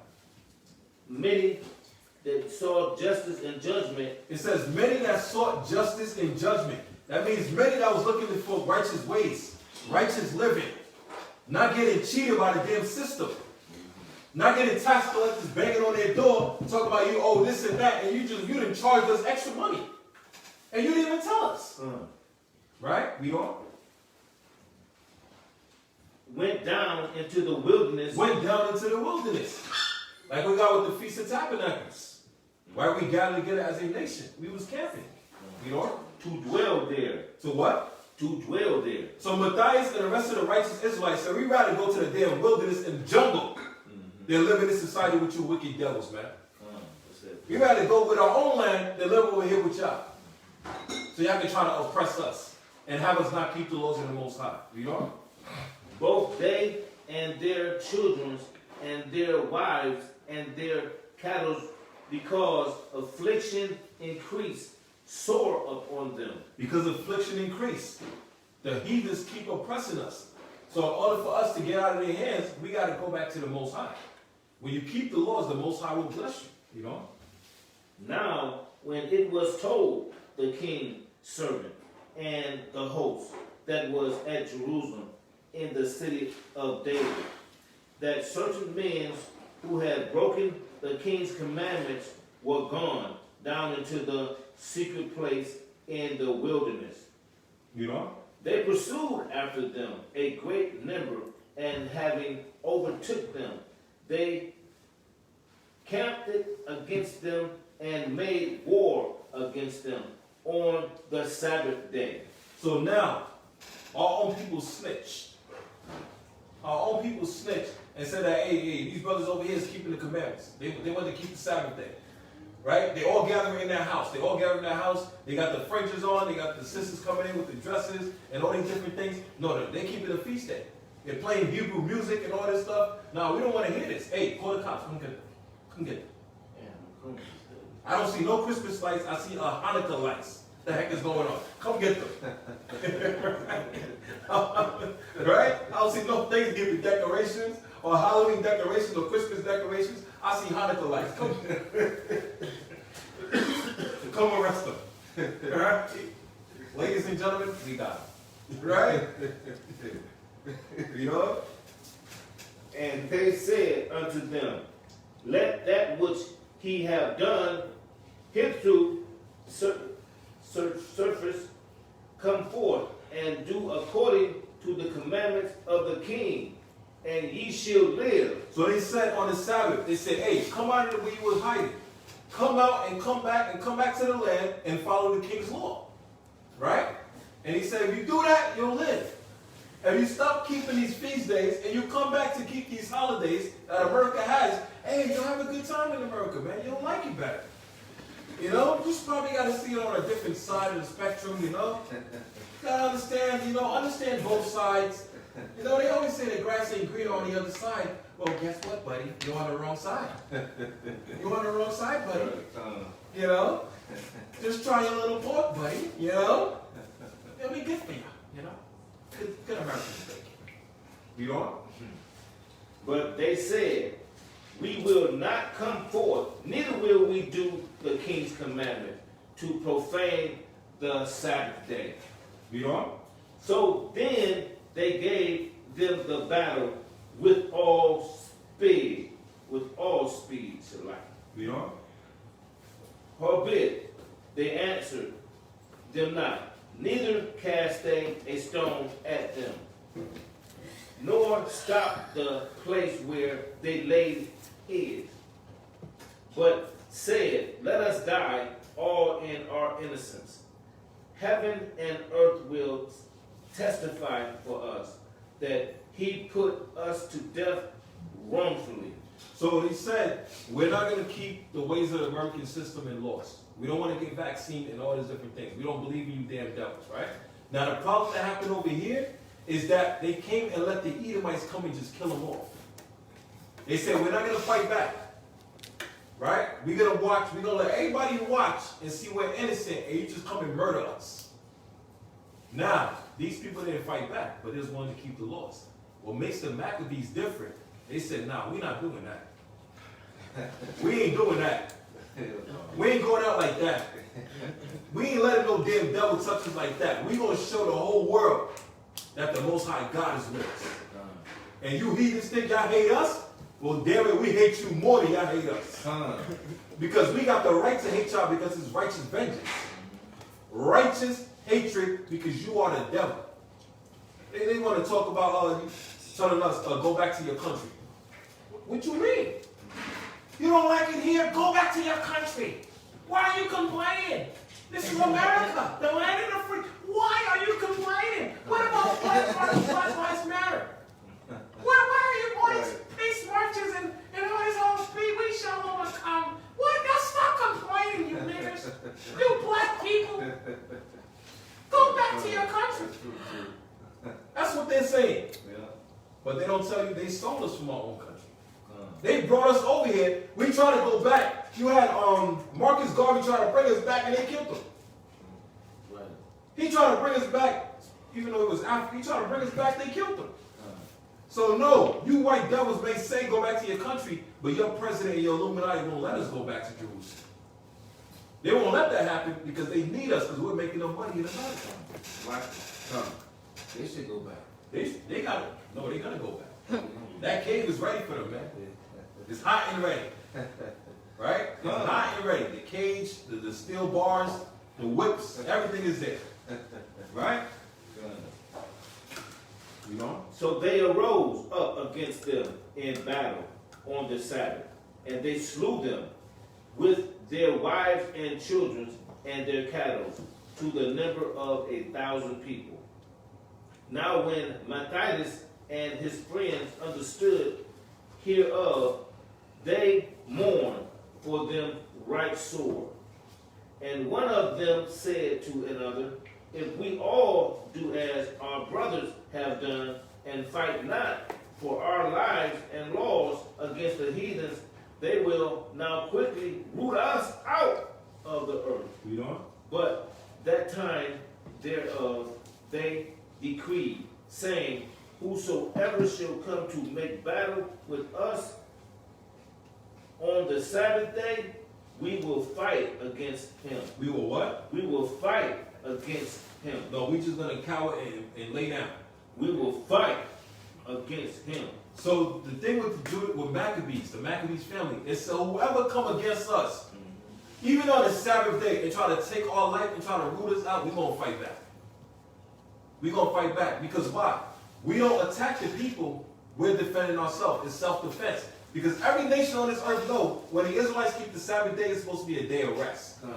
That's why the Edomites, the Greeks, and the Romans, they attacked us on the Sabbath day because it was us resting. Esau does the same thing again today. The CIA and the FBI, they don't get you in the morning. They don't get you at night. They get you around 3 a.m. when you knocked out on the bed. when you sleep, when you just drooling, dozing off, and snoring and everything. Right? You sleep like, yeah, oh yeah, oh God. And all you hear, you like, the hell? Get him, open the door, break the door, get him. What the hell is this? Hey, you damn devil, come here, put your hands up. Put it up, you black devil. You're like, what the hell is going on? We got him. We apprehended the suspect. What the hell you mean? Yeah, we got him. Copy 1214, right? Sergeant copy 1214. We got the suspect, the black Hebrew Israelite, the terrorist. We got him.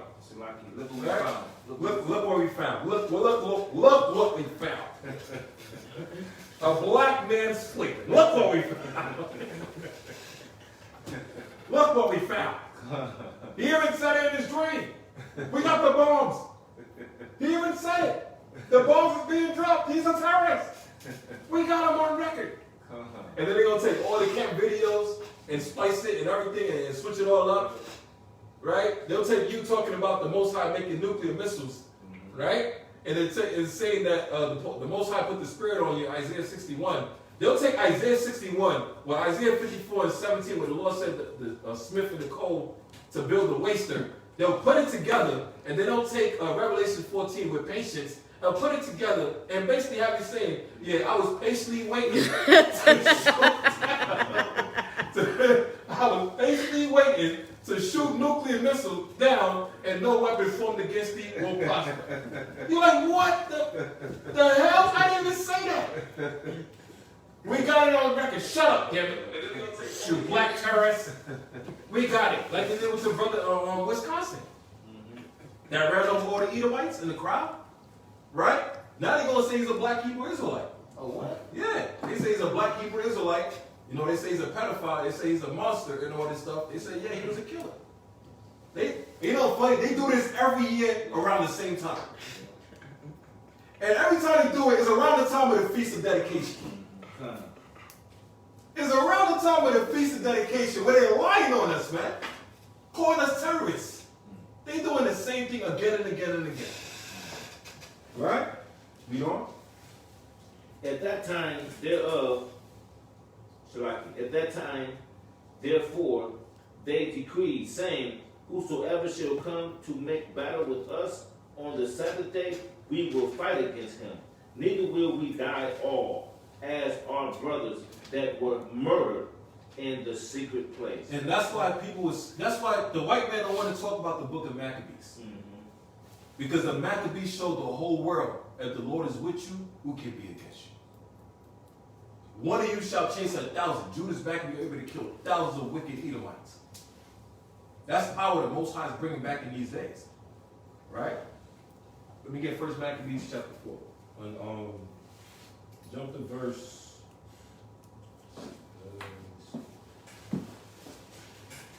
verse 30. You got it? Yeah, you got it. Bring it out. Verse 30. This is the book of 1 Maccabees, chapter 4, verse 30. And when he saw the mighty army, he prayed and said... Now this is Judas Maccabees. When he saw the mighty army of the heathens, what did he do? He prayed and said, blessed art thou, O Savior of Israel, Read on. who didst quell the violence of the mighty man by the hand of thy servant David. Why Esau don't talk about King David? No, never. Why Esau never talk about King David? Because King David was whooping these Edomites behind. King David in 2 Samuel chapter 8 is about King David putting all heathen nations in slavery by the will of God. He killed 20,000 Edomites. That's why they don't talk about King David. But guess what? Judas Maccabees didn't forget about his forefather. He said, like what you did with David, I want you to do the same thing for me. Read on. And the greatest the host of strangers unto the hands of Jonathan, the son of Saul. Jonathan, who was the son of Saul. Saul was the wicked king of Israel, but his son, Jonathan, had more faith in God. The Lord snatched the spirit out of Saul. Saul was first able to kill 5,000, and now Saul was scared to fight against Goliath. But his son Jonathan had more faith in the Most High God, and the Lord showed his son miracles, and he stood on top of the mountains, and all the heathens came and tried to fight Jonathan, and he slew them all. And then Jonathan had the same faith as King David when he was a boy. That's why David was able to kill Goliath and not Saul. Read on. And his armor bearer, verse 31. Shut up this army in the hand of thy people, Israel. And that's why we tell the white man, shut the hell up, man. Stop talking. We don't want to hear you, your lies and your fabrications, your damn stories, your mythicism, your damn folklores. You're talking about Zeus and Hades and all these different things, Greek gods. Talking about Santa Claus coming down from the damn chimney, where most of us ain't got no damn chimney in our damn houses. Shut the hell up, man. You a liar. Remember that white girl walked past? What did she say? Which one? The day at camp. She said some Zeus. Oh yeah, Pegasus. What's that? So, the white flying horse in Greek mythology. Pegasus and Hercules. All these lies, man. We're selling shut up, you devil. You know, I believe Pegasus is going to get us out of here, you know? Yeah. The hell out of here. The Lord's going to get you out of here into the lake of fire with chains. Read on.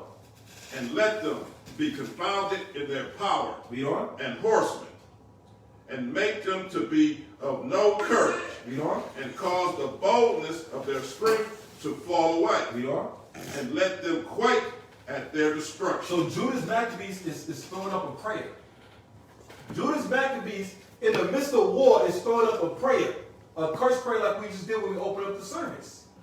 He said, let them be afraid. Let them have no courage and cause their boldness and their strength to fall away. Let them quake at the destruction. Read on. Cast them down with the sword of them that love thee. Read on. And let all those that know thy name praise thee with thanksgiving. Let all them that know thy name praise thee with thanksgiving. This is the real Thanksgiving. The real Thanksgiving is when the Lord gives death and destruction to your enemies. That's when you're going to be thankful. Now you gather at the table and say, Lord, you know what we're going to say? Oh, Father God, we're thankful for this ham. We're thankful for this shrimp and this pork. And we're thankful for Pastor Low Dollars for taking more of our money. No. You're thankful now when the Most High gets you out of captivity. You know? So they joined battle, and there was slain of the host of Lysias, about 5,000 men. Even before them were they slain.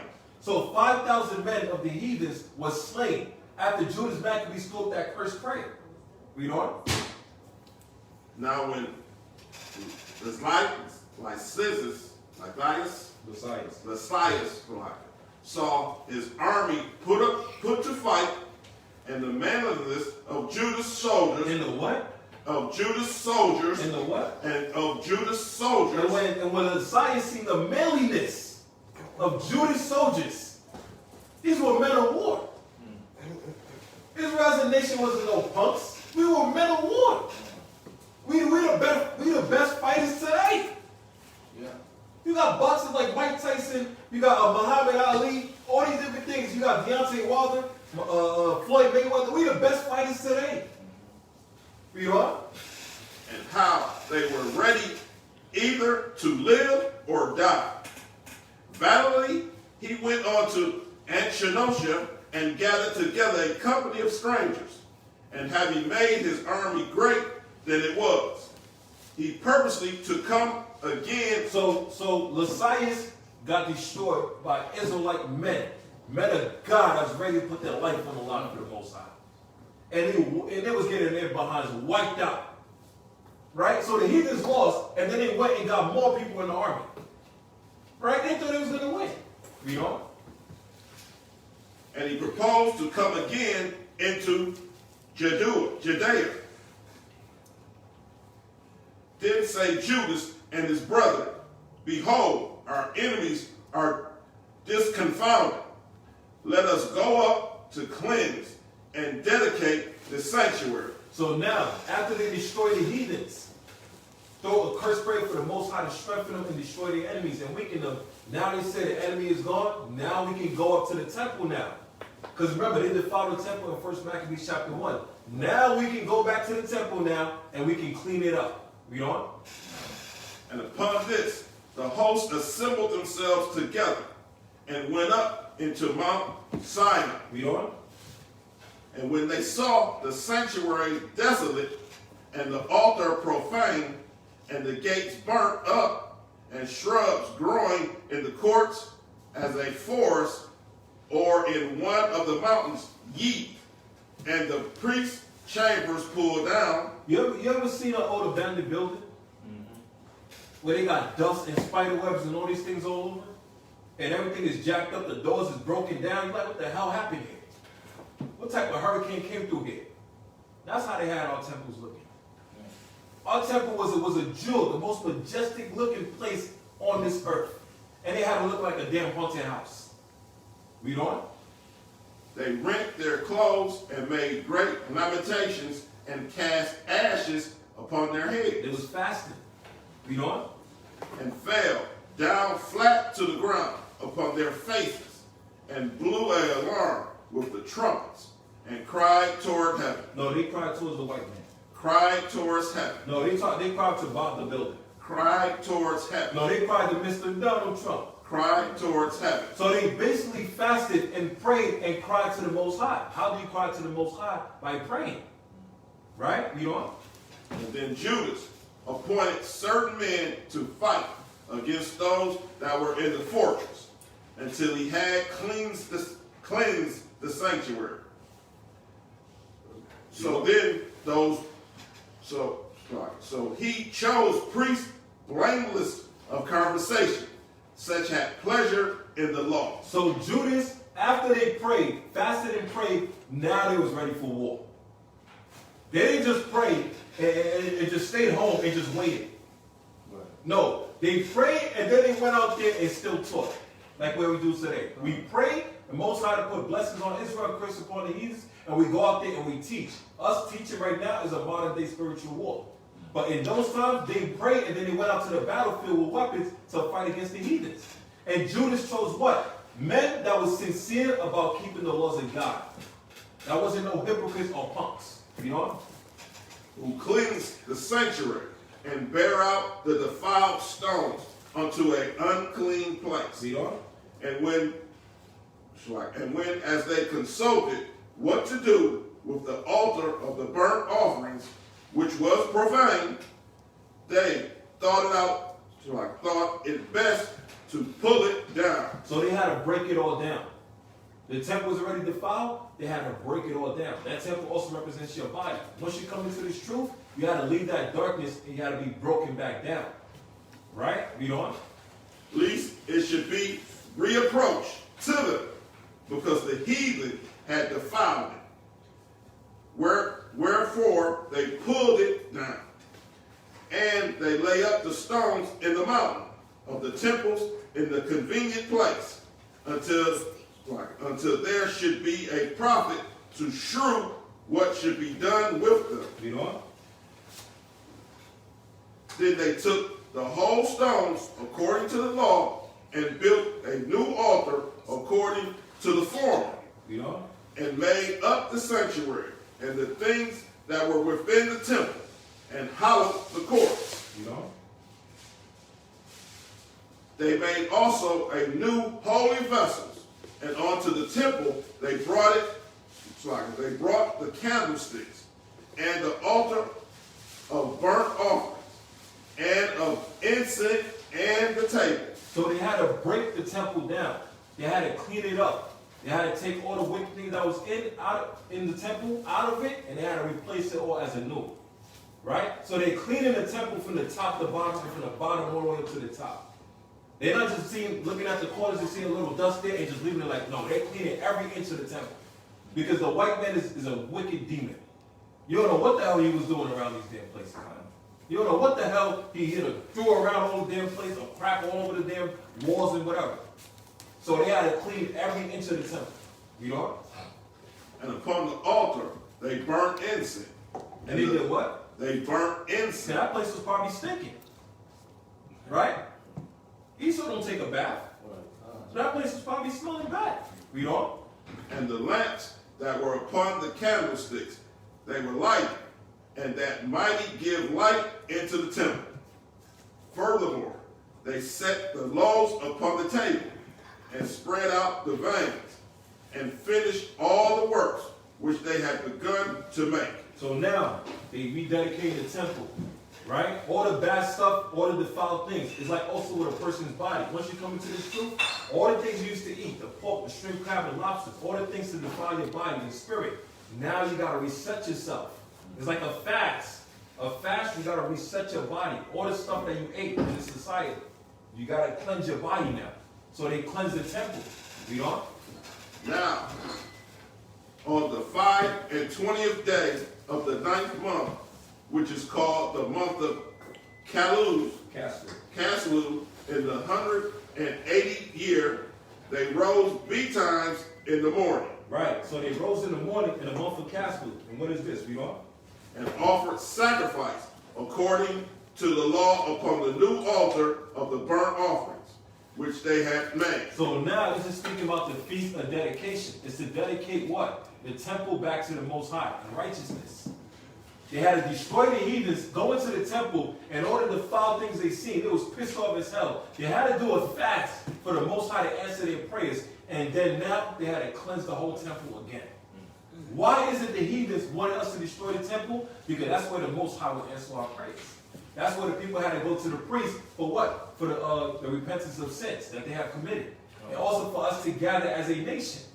So the temple was a big point for us to gather as a people, as a nation, and for the Most High to connect with us again. You know? Look at what time and what the day the heathen had profounded. Even in that it was dedicated with songs and citharins and harps and cymbals. Then all the people fell upon their faces. So now it says, this is the place now, this temple right here, right? The heathens have profound, but now we're rededicating the temple to the Most High. We're playing music, we're playing beautiful sounds now. That's why even in church, in wickedness, we got people that sing in church. The singers, the chorus, and all these different things. Right? But what the Most High has already set up, that devil has already done, is that now we sing unto Satan now. In these churches, instead of singing unto the Most High. So that's why we have people that play music, that make music. You know, for Yahweh Shem Yahweh. So we can play music on these feast days, man. And their Christmas, they're playing all these Christmas carols, right? La la la la la la la. All these stuff. They even got it in Spanish, a feliz Navidad, espero años felicidad. Right? And you're finished. That's who you are. Ain't no es feliz Navidad. No, you're feliz finish. And finish. Right? They got all these things, man. No, you better not shout. You better not. Ain't telling you why. Because Santa is finished. Santa ain't coming to town, man. The Most High and His Son Yahweh is coming to town. Right? And the Hebrew Israelites, damn it. We know. Worshiping and praising the God of the heavens, who had given them good success. How they got good success? Because they fought against the heathens and they won. No other nations could do that for us. Anybody that had no hope, they're like, yo, this is a whole damn army. Judas Maccabee said, I don't give a damn, you got 10 million. In Psalms 3 and 6, David said, I don't care if it's 1,000, I won't fear none. I ain't fearing none of them. In Psalm chapter 3, verse 6. You know? And so they kept dedication of the altar 8 days. They dedicated of the altar 8 days. You know? And the offering, burnt offerings with gladness. With what? With gladness. With what? With gladness. So when you keep the feast days, you got to be happy you keeping it. You can't be mad that you listening to the lesson of keeping it. No, you got to be happy, man. Understand the times that we in right now. We in the times right now where this damn devil want to kill us. He's trying to wipe us out. And the only reason we're here because the Lord protecting us, because we're keeping the laws of the Most High. Understand that the times that we in. We know? And sacrifice, and the sacrifice of the deliverance. Of what? Of the deliverance. That means of salvation. Saved. Read on. And praise. And praise. Now look what they did on the Feast of Dedication. Read on. They decked also the forefront of the temple with crowns of gold and the shields. Hold up. So they decked the temple with what? Crowns of gold and with shields. Check this. We decked the temple with gold, jewelry, royalty, royalty, riches, and a shield. Right? Hold that and bring Jeremiah chapter 10, verse 2. Jeremiah chapter 10, verse 2. Thou said the Lord, learn not the ways of the heathen. The Lord said, don't follow the ways of the heathens. Read on. And be not dismayed at the signs of heaven. Read on. For the heathens are dismayed at them. Read on. For the custom of the people. The custom of the heathens, the people, is what? In vain. Read on. For one cutteth a tree. For one cutteth a tree and do what? Out of the forest. The works of the hand of the workman with the axe. Read on. They deck it with silver and gold. They do what? They deck it with silver with gold. So the Christmas tree, they decking it with silver and gold. They celebrating Christmas and decking the tree with silver and gold, while us on the right hand side of the Most High, we decking the temple with gold and with shields. We're putting decorations for the Most High. So the Lord is giving us options. The Lord knows every time you put a damn Christmas tree up and you deck with the lights and all the stars and everything. So you can't make no excuse when the Lord give you the truth. You're supposed to be decking out this place with all these decorations for righteousness now. For the days of Chaanakah, as they would call it, a feast of light, you can't make no excuses. Because the Lord knows you can do it. You did it in the world in wickedness, now you can do it in righteousness. Read on.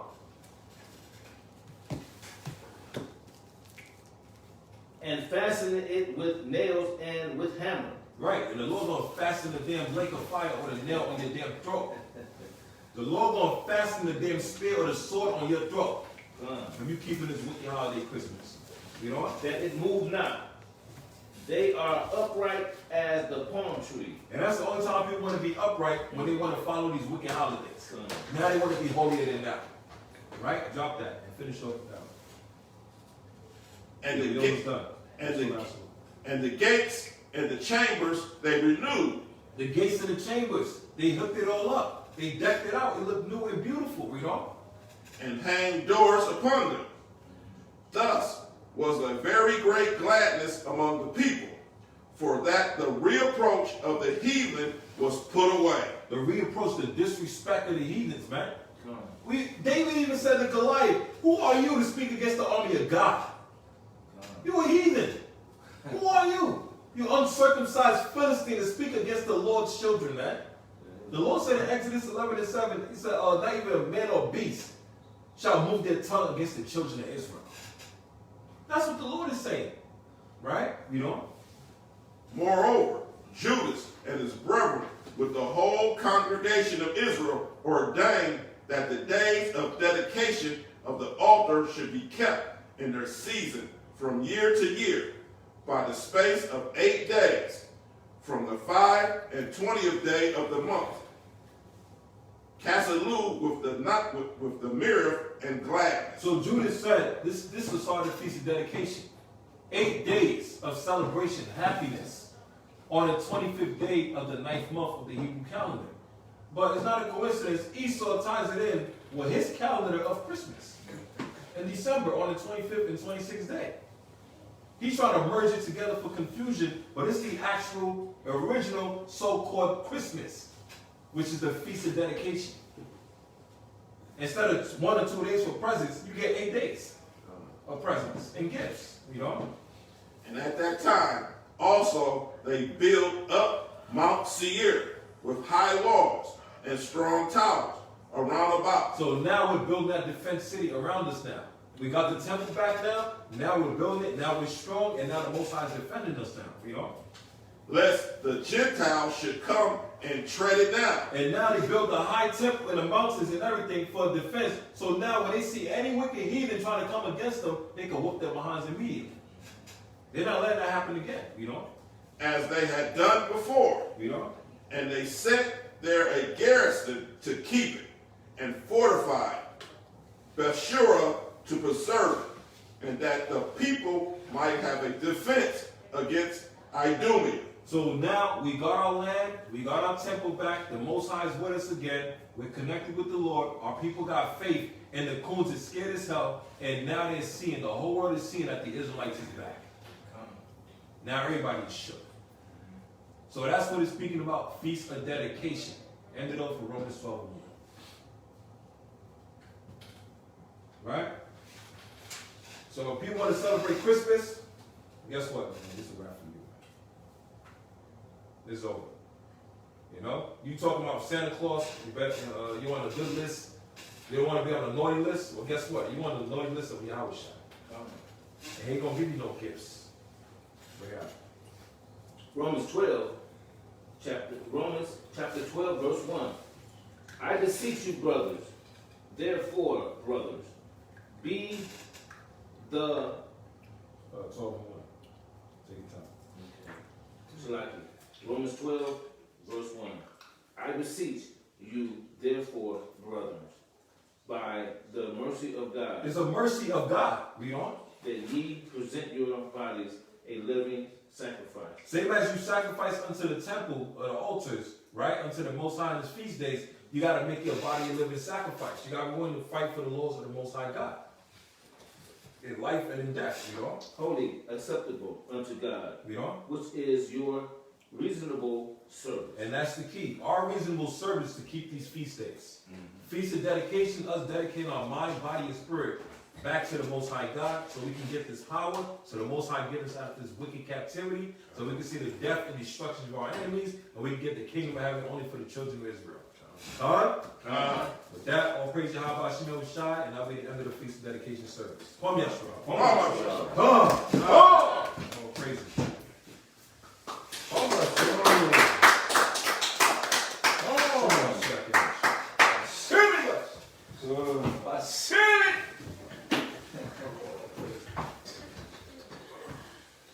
So we're gonna do the prayer, the anointing prayer, and we'll close out. All right.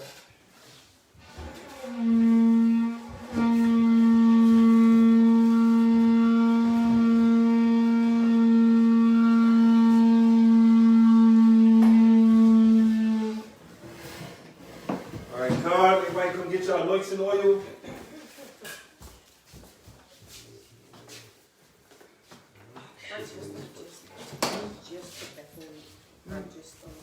Took the long. Oh, no. All day. Everything is already.